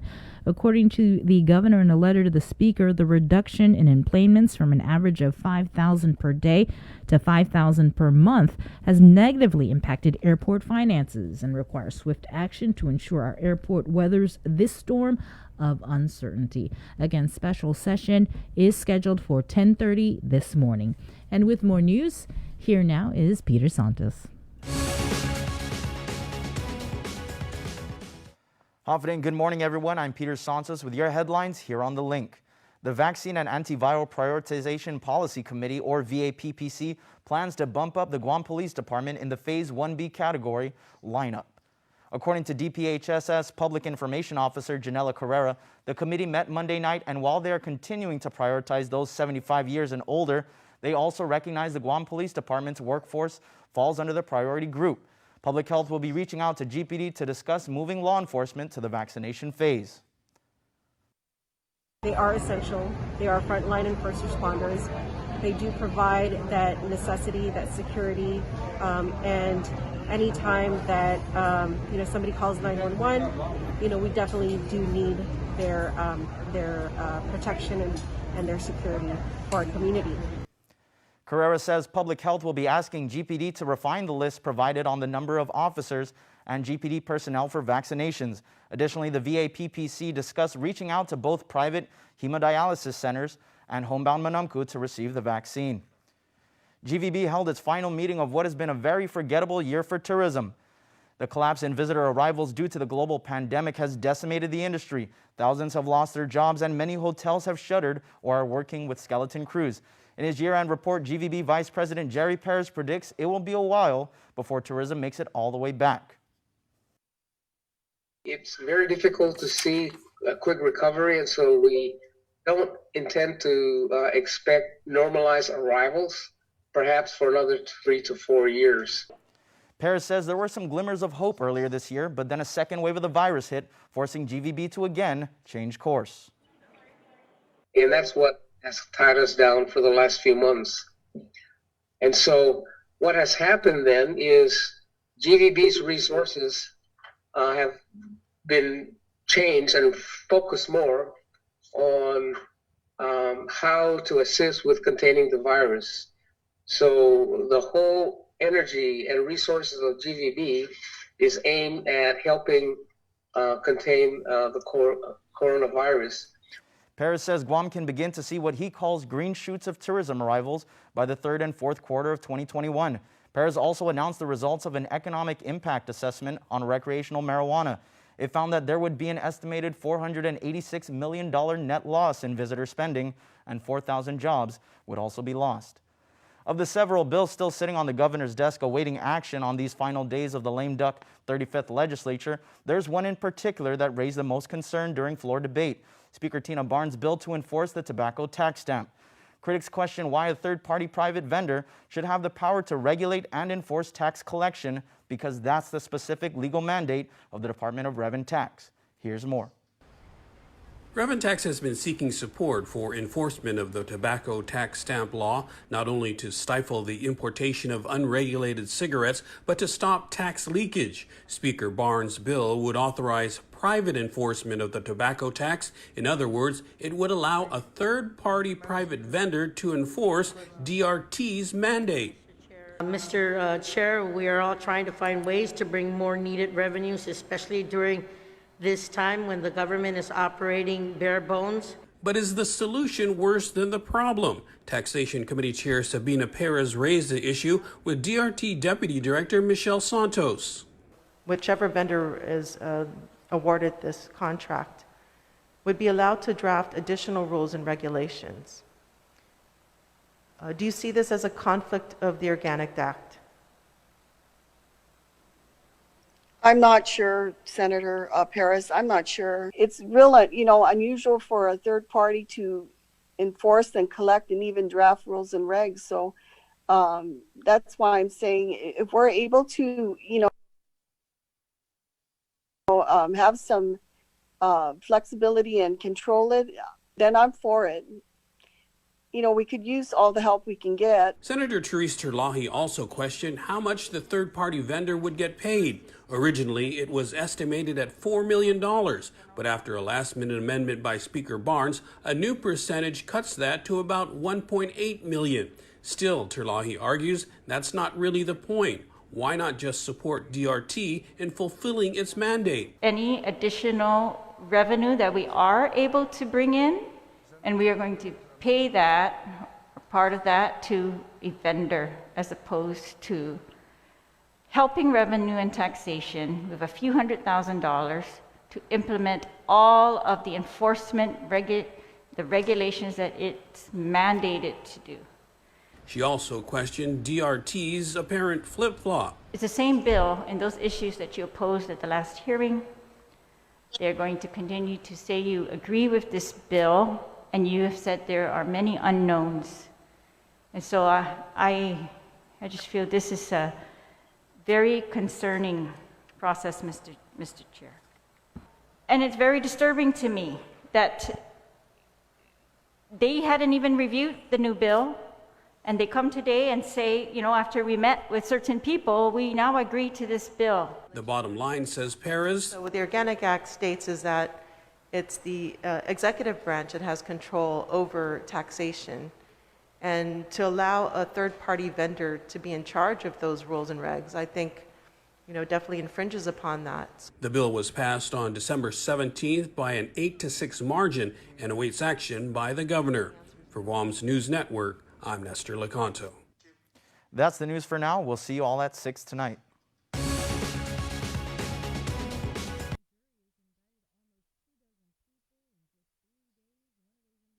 Is MMA fighter Joseph Kitsut-Timinglo, better known as Baby Joe the Juggernaut. He was indicted on charges of possession of a firearm without a firearm identification card as a third-degree felony, illegal possession of a concealed firearm also as a third-degree felony, and possession of a Schedule II controlled substance. It was in October he was arrested by police officers. And the Guam Police Department held their annual service awards ceremony recognizing the men and women in the force that have continued to go above and beyond for Guam's community. Earning the highest honor of Police Officer of the Year was Officer Susie Santos. Santos has been serving in the police force for 15 years. Also earning the award for Civilian of the Year was Ernanita Lahato. Both women discussed the stress accompanied by the pandemic that brought both fear of catching and spreading the virus, but said they continue to stand firm in their purpose to protect the well-being of the community. And now we're going to turn it over to Dave Delgado with the latest on interscholastic sports. Here with me, Guerrero, ESA League Director. Good news coming for student athletes. the Interscholastic Sports Association Board of Control sent out a press release talking about the start date and block schedule for sports. Official practices slated for January 25th. Yes, sir. Yeah, we're excited. Of course, all of these plans are in place. We're just now, I guess our next step as we're getting everything ready is just getting the approval from the governor to push forward with all our plans. And of course, safety will be the #1 priority. What steps will be made to ensure the safety of athletes and coaches? Well, preemptive of everything, where we want our coaches to be fully educated and to understand just the ramifications of their responsibilities. We want them to know that they are going to be the front line basically for all our kids. So we're going to be providing training where we are requiring this year that they take COVID-19 training that is offered. It's free, as a matter of fact. Anyone can take this one if you guys want to. It's on nfhs.learn, COVID-19 training for coaches. On top of that, if they're GDOE employed, there is COVID-19 training that they had to attend as well. And then finally, there's going to be a mandatory COVID-19 training that's going to be offered from GNOC, which will entail some of the things that they would already have learned, as well as the type of training and practices that they can do during this type of time. And ISA also working with the Department of Public Health, making sure that everything's in place in order for practice to actually start for these athletes. Yes, definitely. We're following all their guidelines. At the current time, we believe it's 15 or 20. We don't know what it might be on January 25th in one location. As a matter of fact, the governor's order came out, and it also stated no contact during practices as well. And we're going a little bit extra step too, where we're following all the other protocols, including daily symptom screening, temperature checks, sanitizing of equipment, separating of the students or student athletes during training, as well as practicing in pods to allow for groups to be in certain areas rather than an entire team. Will the coaches be getting help, or is it faculty and athletic directors who will be helping out with these checks and monitoring the athletes? We're going to leave the responsibility with the coaches and the assistant coaches at the moment right now. So it's going to be similar. Usually athletes will just arrive in the gym and just walk in and they start. They're going to have to check in with their coaches first. They're going to have to do the temperature screen, the daily symptom screening. And then, of course, coaches will have inline protocols for their athletes. For example, when they come in, there will be certain areas they can sit, which will be monitoring the social distance protocols. And they'll all probably have to wait until everyone's ready to start. And practices are going to be modified. I already spoke to a couple of coaches on ideas to modify team practices to allow to make sure that we follow the safety guidelines. As far as venues, have there been a decision on certain venues, or would it be still home teams that have home games there be able to host those games? Yes, we're right now, if we're looking at games, now that's the next step after practices. Game-wise, again, that's another thing that needs to be approved on top of practices with the governor. And game-wise, we're going to have to, right now, there's no spectators at any of the games. And yes, it will be home teams hosting. There's the limitation of the venue itself that is we'll have to follow. And at the moment right now, it looks like it's just going to be the teams, the coaches, the game staff, officials will be present at these games. We're going to try to be very creative and include at least one or two event, maybe live event staff that can like broadcast the games on Facebook Live or Instagram Live. So those are things we're discussing as we move forward. And what about media as far as, being able to take pictures and videos of games? Well, media is actually next on the list. If you look at our breakdown, it's all the first group. The high priority is the officials, game staff, coaches and players, right? So that's the highest. And actually, the next on the list is media. And the reason why media is next on the list before parents is because with the presence of media, we can allow for more parents to be involved, more people. If you guys can broadcast games or even take photos of games, more parents can be involved in learning results and actually seeing what's going on in the games in the media point of view. And then after media would be parents and fans. The remainder of the school year is going to be split into 2 blocks now, low-risk sports being first, cross-country girls and boys volleyball, softball, and tennis. The decision-making process for splitting up the sports, was that based on athletic directors and staff and faculty? Yes, the athletic directors, I call them like the heart and soul of the whole program. I mean, they have years and years of experience. They have years and years of discussing with coaches and students and admin. So they're like right in the middle of everyone. They are the gurus, I would say. So yeah, the decision to split it into 2 to allow for us to have a sports season was a unanimous decision with all the 6 athletic directors, as well as the decision on the type of sports to be offered on the first block and on the second block. So it was all unanimous. We all really are just basing on a couple of things. Number one is the situation at the moment, right? What's going on? What's the guidelines at the moment? And also the understanding that this is a new year and that we're going to have to really make decisions based on the fact that we just want to get a sports season out there and that it is a new year. There's going to be changes that people might not accept, but there's going to be a lot of changes that people are going to accept. And one of the biggest thing is that we are going to really work at trying to get a sports season started. Well, props to those athletic directors for making these tough decisions and coming together, making that push for our student athletes. Some of the sports that didn't make the cut because of safety concerns, football, wrestling, rugby, and paddling, of course. Yeah, that I still recall that decision. It was a very quiet one, and it was tough for them. It was with a deep sigh, but also a realization from the athletic directors that we held out as long as possible. And in order to have a successful season, to run as many sports as we could, we needed to look at what we were considering the high-risk sports and what was the risk versus the reward. And we just could not outweigh the reward. It just could not outweigh what the risks were. And so, I mean, I still remember it was a really quiet vote. We asked what we were going to do, and it was just real quiet, but all 6 do understand that the decision that had to be made for the safety of our athletes. And it was a two-part decision too.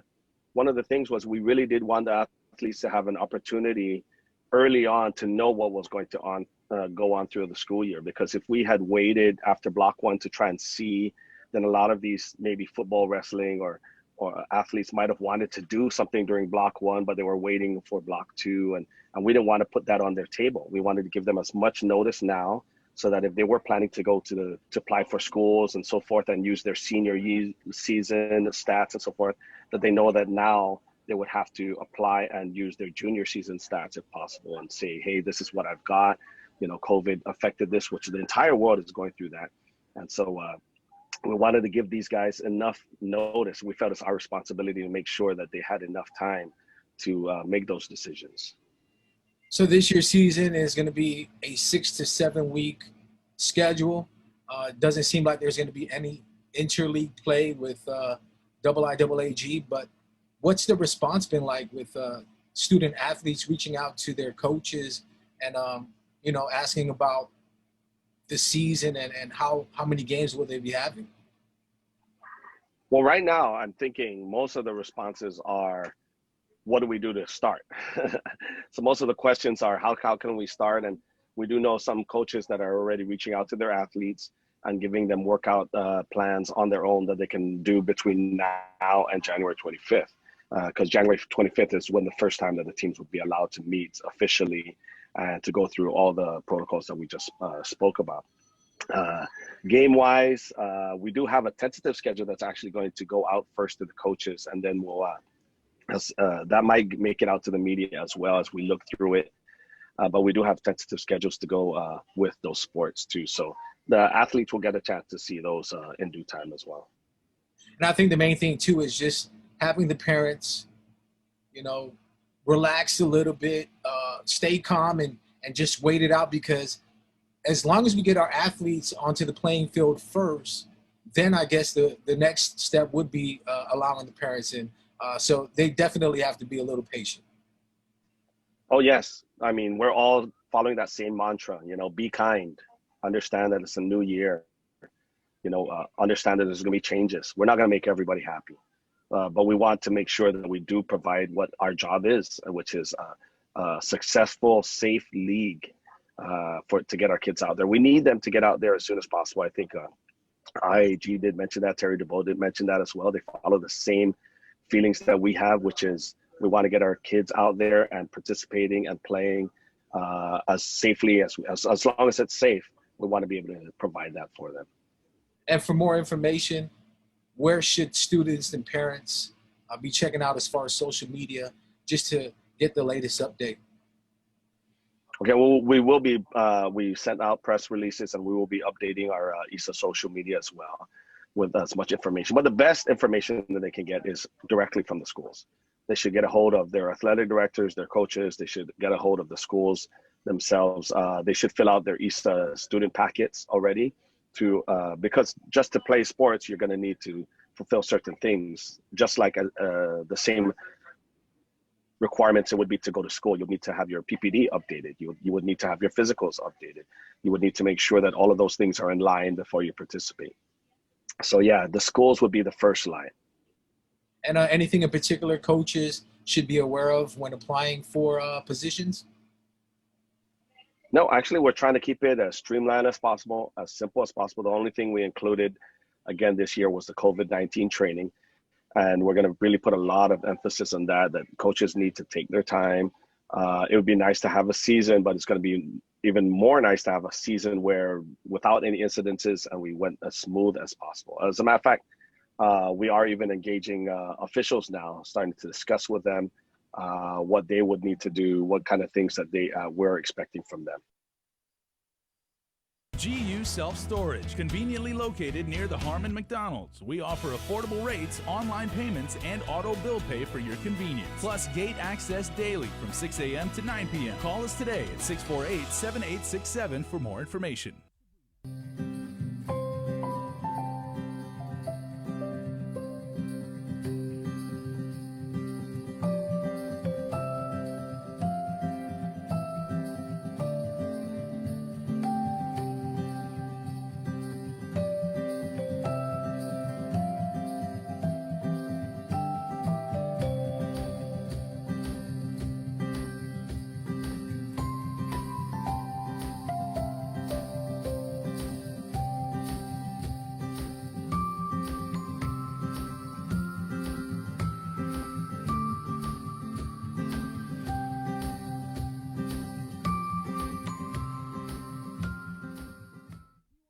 In the spirit of the Christmas season, enjoy the presentation of No Ben and Nino starting December 24th through January 1st, 2021, airing at 5:30 p.m. on KUAM TV 8 and again at 6:30 p.m. on KUAM TV 11. Presented by Addis Trust and Investment. Location, service, trust.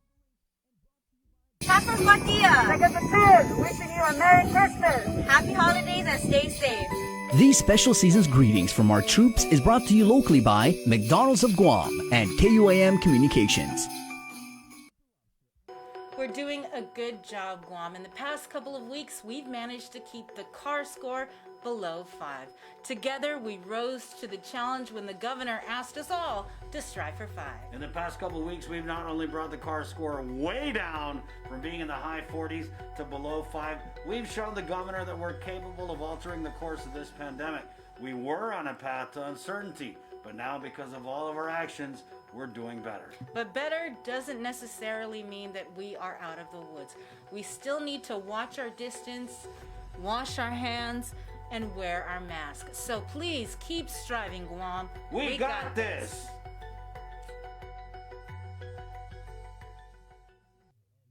It takes all of us to protect Guam. Join the Guam Visitors Bureau in our social media campaign series aimed to protect our island and each other in this COVID-19 era. Participate in the Protect Guam movement by wearing your mask, showcasing Guam's heroes, staying active, and downloading the Guam COVID Alert app.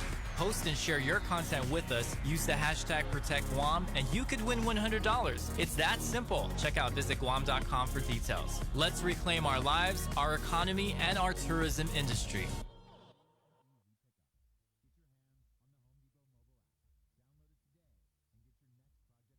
We got your 6. At 6 a.m. with The Link on Breeze 93.9 FM. Bree and I connect you with all the latest news and information you need to know to start your day. Then check back with Guam's news leader at 6 p.m. for the day's top headlines with KUAM News Primetime. From 6 a.m. to 6 p.m. and everything else in between with KUAM Digital, we got your 6.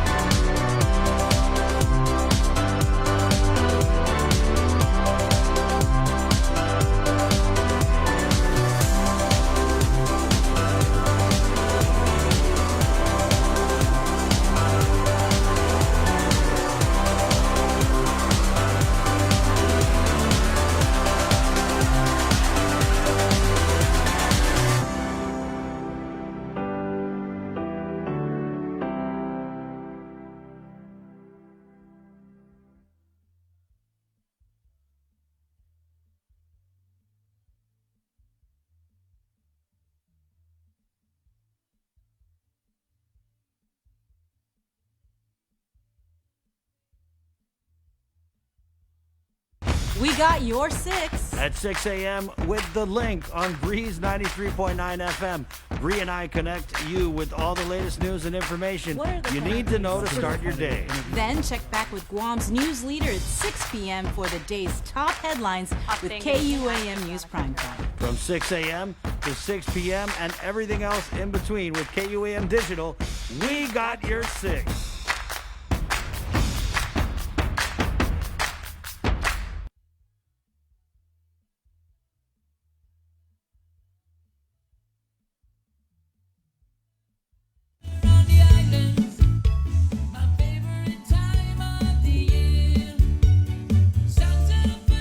Love that line every single time. Santa forgot his own Zori at the door while he dropped off the gifts during Christmas.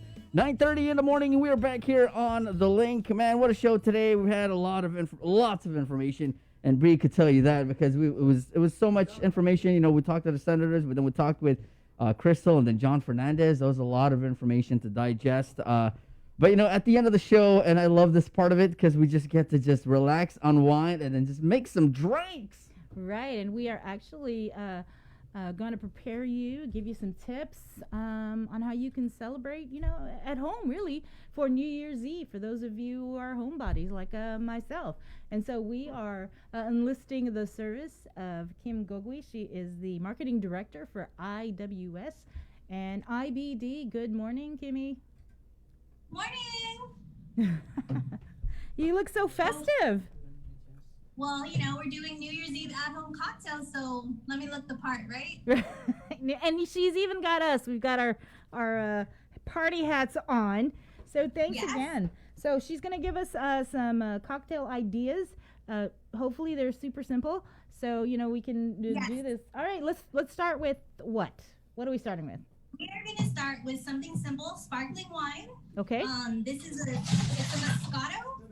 So it's Cinzano Asti. It's an Italian sparkling wine. I got it this here. one, can you hear me? I can hear you. I was saying We I have got it you. here. Okay, so all we need to do is pop it open, get a glass. All right. So Pop it open. real easy. You just take off the foil. There's a wire. Oh, here you go, Vic. There you go. Pop that Okay, hold on. Let me try this. You gotta untwist the wire a bit. Be careful, and then you take like a napkin, or you can do it by your hand, and you just pop the cork. I think I might got it. You I got it? got it. I got You some. pop it that way, and don't pop it like towards my eyes. There you go. Okay, wait. I gotta undo the wire, right? Oh yeah. And then you just pour it in your glass. Which glass? Stand by, Kimmy. Stand by. Hey, you're going too fast there, Kimmy. Way too fast, Kimmy. I'm still undoing the wire here. Is it gonna pop? I think you undo it first, and then you kind of pull it. Here's the napkin. There you go. Yeah, it's Okay, easier careful. to get like a napkin or a towel to pull it out. All right, so I'm just gonna pull it, right? All right, here we go. And Yes. 3, 2. Oh, this is gonna be a disaster. Oh! There you go. That's the sound So we're this waiting is for. the glass. Go ahead, Vic. Put it in a glass. How much do we need, Kimmy? Ooh, this it's too much? starting to bubble up there. Okay. Was this supposed to bubble up? Or whatever you want. Sorry, I was trying to get More? I cannot see you guys. Can you see us now? You see me? No, No? I think Okay. it's my settings. But anyway, pour it in a glass and enjoy. That's it. That's it? That's simple. Not adding anything, Cinzano. just straight up from the bottle. I can just. But You know, it's a Here's the crazy glass. year, Kimmy. You need a whole bottle of anything. you can also add in a juice. I like Four Seasons juice. Okay, here's It's the a first mix. juice. It's a mix of pineapple, mango, orange, and guava. Four Seasons There you is the go. way to go. So you can Four Seasons. add more Cinzano, or put more juice. Just add a little juice, add a lot of juice, add the essence of the juice, whatever. Okay. There's your second drink. Oh, there you go. That's 2. 2 in 1. Go ahead, Nick. Nick. Simple, right? Vic. All right. How many have you had? I haven't had anything. Vic is our You guys taster. try it? Oh wow, Kimmy. It's good. Where were you hiding that ingredient this whole year? Ooh, wow, it's refreshing. I love it. It has that fruity taste to it. You know, it's nothing too crazy to go lit, but you know, it's something to keep you going. You know, as we count down to 2021. I love it. What's in this Cinzano? It's 100% Moscato grape. Okay. And it's where, So where it's can you? Okay, where can you get it? Payless 76, and most retailers have it. Okay. Or large scale retailers. Another thing is if you want to get like a sparkling apple cider for the 20-year-olds and younger, grab that and then just also add the juice in for a non-alcoholic version. All right. Okay, what else you got? Do you want to do the mule, Stoli cucumber mule? Sure. Those are amazing. Which cup? Super easy. You need the copper mule cup that says Stoli on it. Got it. Okay, so you just need to put a little bit of ice in, or a lot. Got our own little bar happening over here. We don't mess around here on the link, right? Okay. We go all out. So give you guys a jigger, but you can eyeball it too. The red thing? I call it. This thing? Take the Stoli cucumber. Can we open it? Stoli cucumber? I think I got this one. Not So as do hard like a as 3 or 4 count.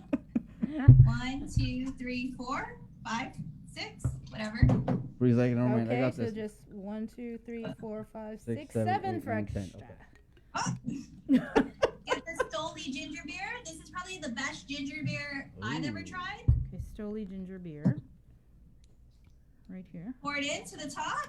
Is there alcohol in this ginger beer? No. Okay. Pour the whole thing? Just to the top. Don't overfill the cup. Oh, sorry. Okay.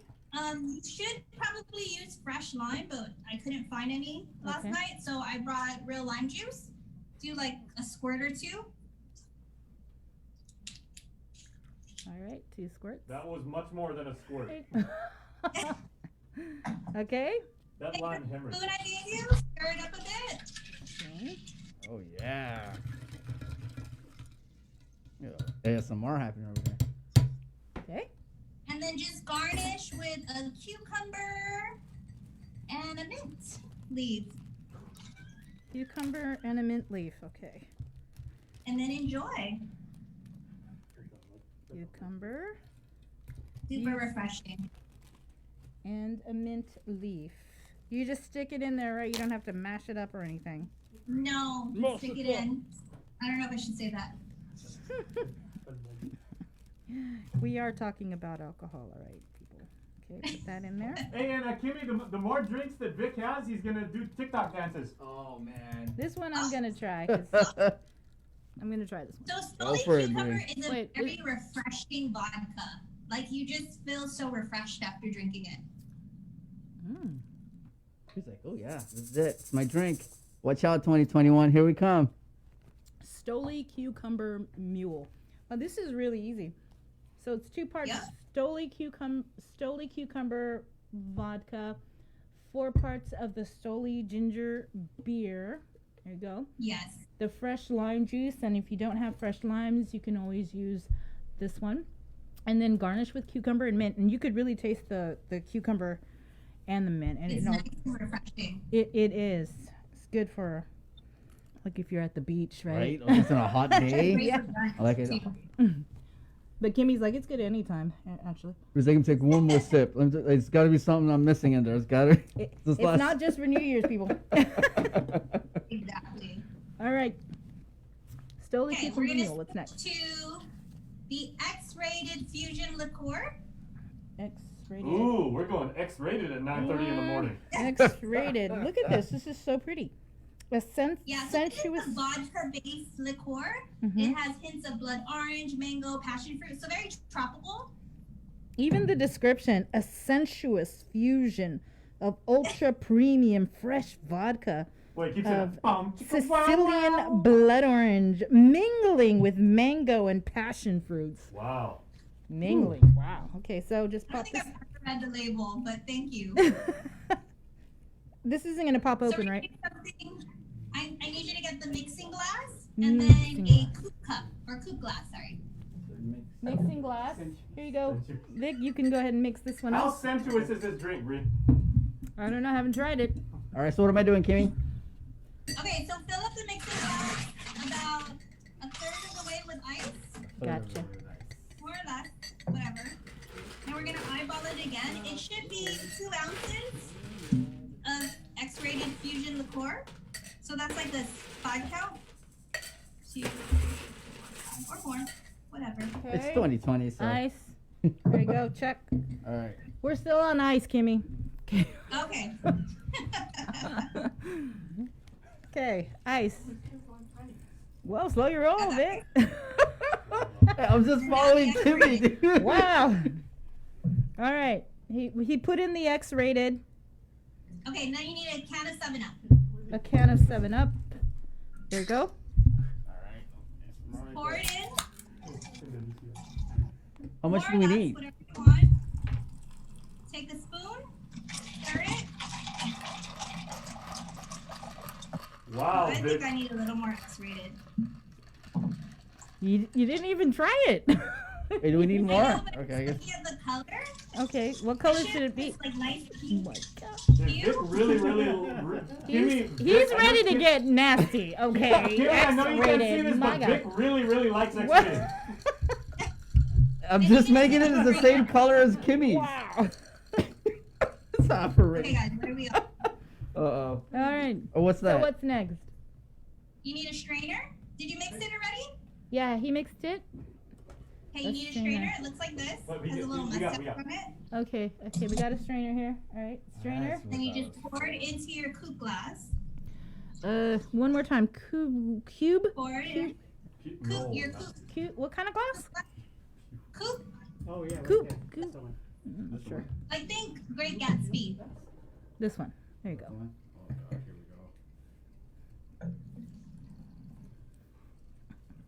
And then you're gonna take a mint and garnish it. Mint. Whatever. And then enjoy.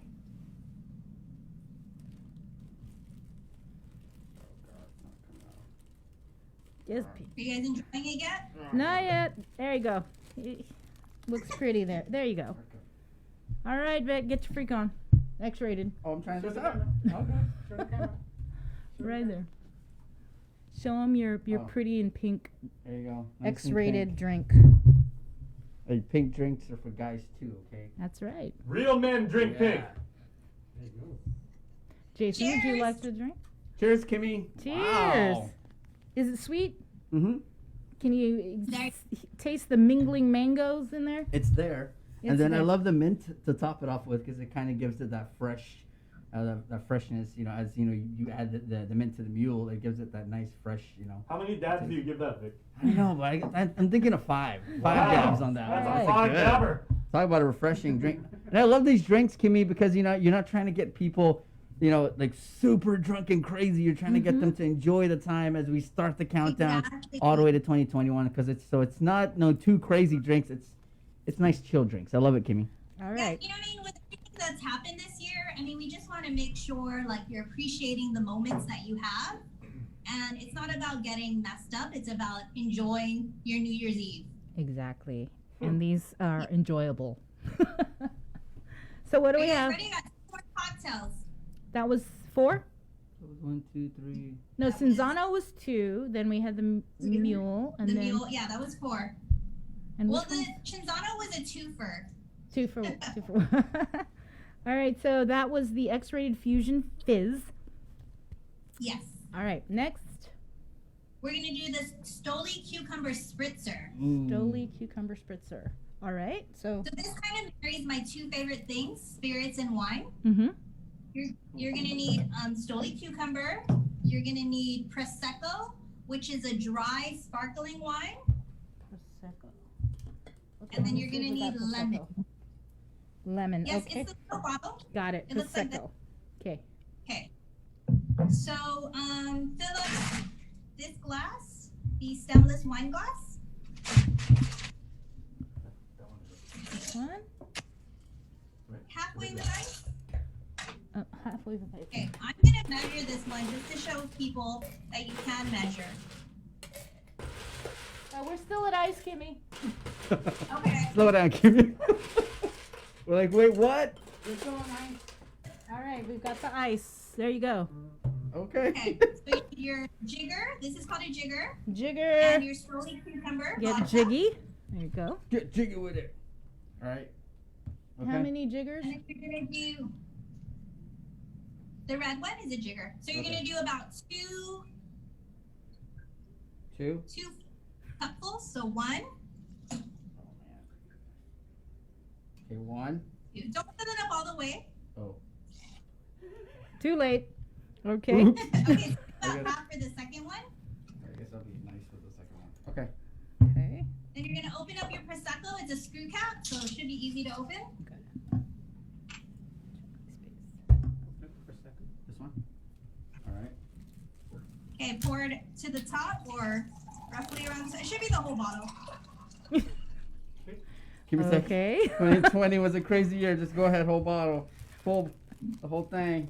You're gonna take some lemon wedges, maybe about 2 or 3, and just squeeze it in there. Go.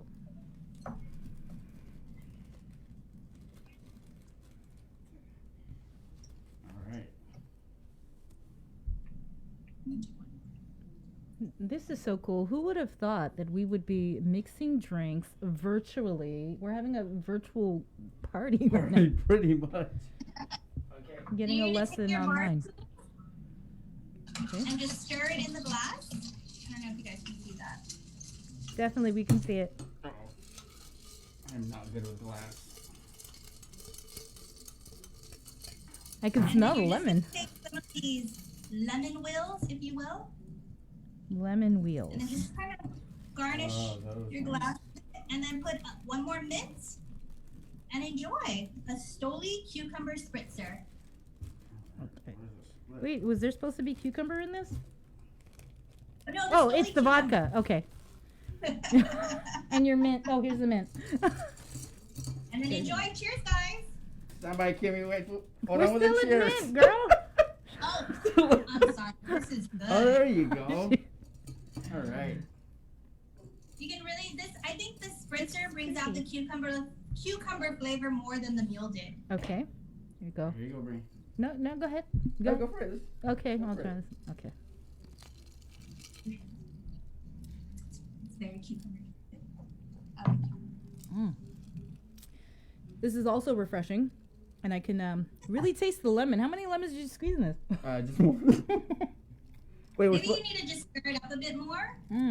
Just to No, it's good. flavors. I like lemon, so it's good. Me too. I think you put a lot of vodka too in there. She said the whole thing.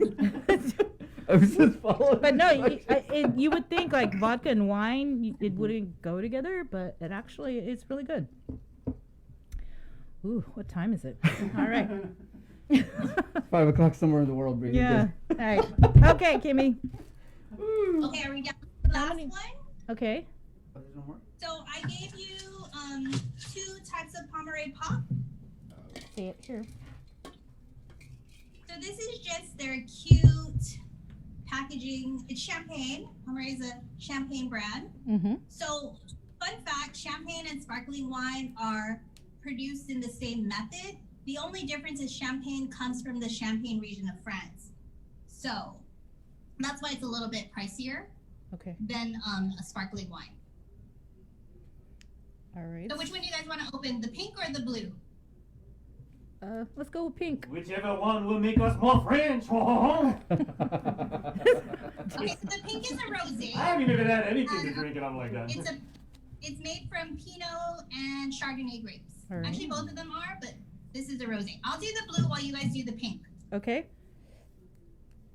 So, and then also you need to have one of the cotton candy balls ready, because we're gonna do a Pomeray Pop glitter bomb. Okay, this one I want to try this one. Same thing. Unscrew Unwrap it, right? the foil. Pomeranian?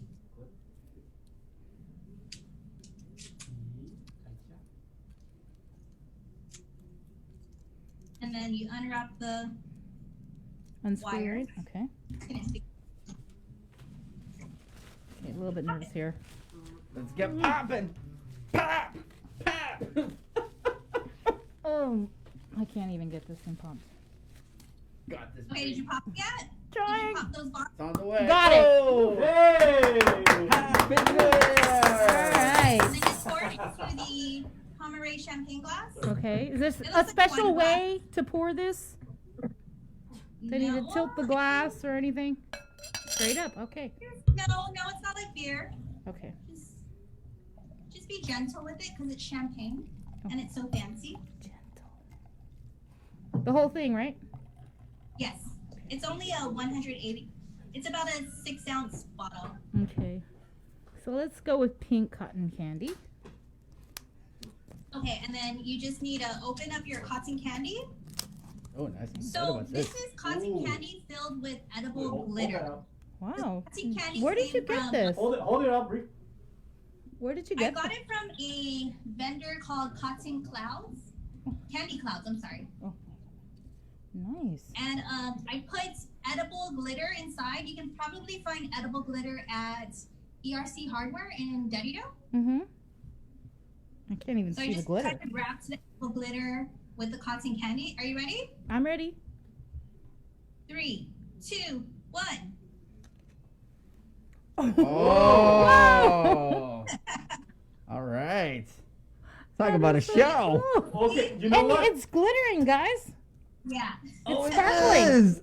It's sparkling. Hot cocoa bombs are being challenged I right know. now. Wow. Coolest thing. And then That enjoy. is- Wow. Well, hold that up. That Rick. is so Hold it up. cool. Hold That it up. is so cool. It is shiny. You gotta see this. You know, Now that's how you do New Year's. that's how you do the New That's how Year's. you do it. Okay, let's try it. So, something special and sparkly for New Year's. A take on your normal champagne. Wow. It's good too. Yes, it's very good. Look at that. Just that glitter thing. It's just that glitter Can effect. people see that? You can see it. It really is sparkling. This is the one I like. Definitely. Well, thank you so much, Kimmy. Again, where do you get everything? You can get it at what did you say, Payless? You buy everything at Payless. All right. Except for the glitter bombs. Okay, but you can use what? Just regular cotton candy, right? You just want to have the sparkle unless you put the glitter in. I mean, it's a fun little New Year's Eve treat, in my opinion. But you can also reach out to Candy Clouds, and she can make it for you in these cute little containers. And this was only $1. Wow. All right. So, Thank you so much. Spend money on this champagne, and then you can pay $1 for the cotton candy. Okay. What are your plans for New Year's? I am being like everyone else and staying home and being safe And and drinking everything you see here. Maybe we'll do a virtual party then. Thanks. Maybe. All right. Thanks, Kimmy. Bye. Happy New Year. Happy New Year, All right. Kimmy. Bye. Hi. Wow. That was pretty cool. So we made the Cinzano Asti. Where's that Cinzano? This one right here. The Cinzano Asti. It's a sparkling wine, sweet and low in alcohol. It's made from 100% white Moscato grapes. It has notes of sage, white peach, and delicate honey. We also added where's that juice? The Four Seasons juice. So and right, and it made it nice and sweet, right? Oh yeah. Then we also made this Stoli cucumber mule with the Stoli vodka right there, cucumber flavored, with Stoli ginger beer and fresh lime juice, and then you just garnish it with the cucumber mint.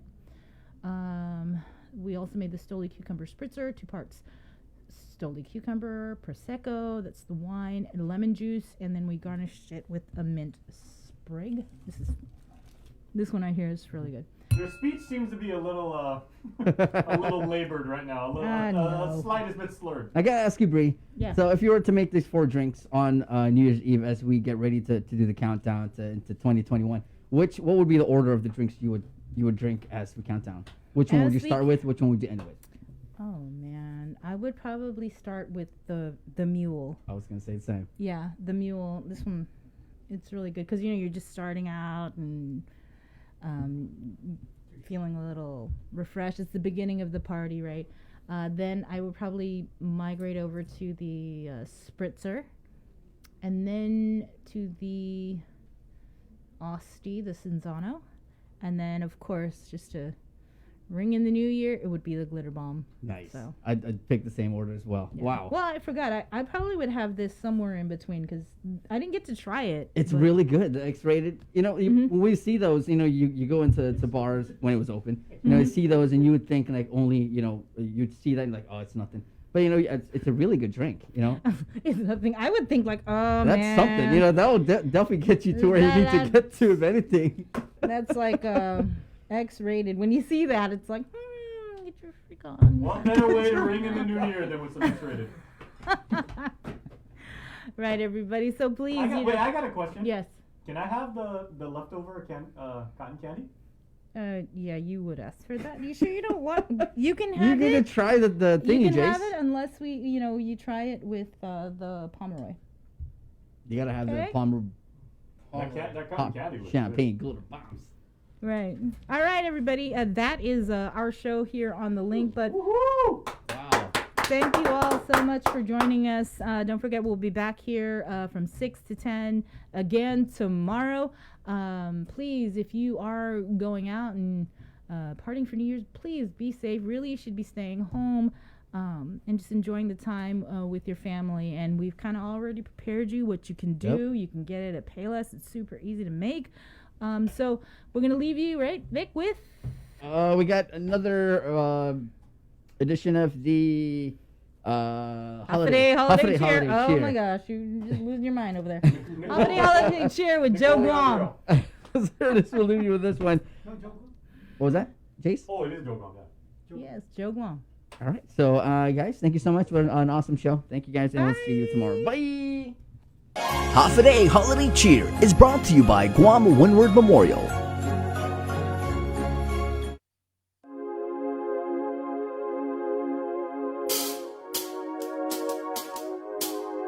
She really can't stay. She's got to go away. This evening has been so very nice. Her mother will start to worry. Her father will be pacing the floor. So really she'd better scurry. But maybe just a half a drink more. The neighbors might think, say, what's in this drink? She wished she knew how to break this spell. She ought to say no, no, no, sir. At least she's gonna say that she tried. She really should stay, 'cause baby it's cold outside. She simply must go. Her answer is no. My welcome has been so nice and warm. Her sister will be suspicious. Her brother will be there at the door. Her maid and aunt's mind is vicious. Or maybe just a cigarette more. She's got to get home. I'll lend her my coat. I'll try to be grand, but she can't see. There's bound to be talk tomorrow. At least there will be plenty implied. She really should stay, 'cause baby it's cold outside. She really should stay, 'cause baby it's cold outside.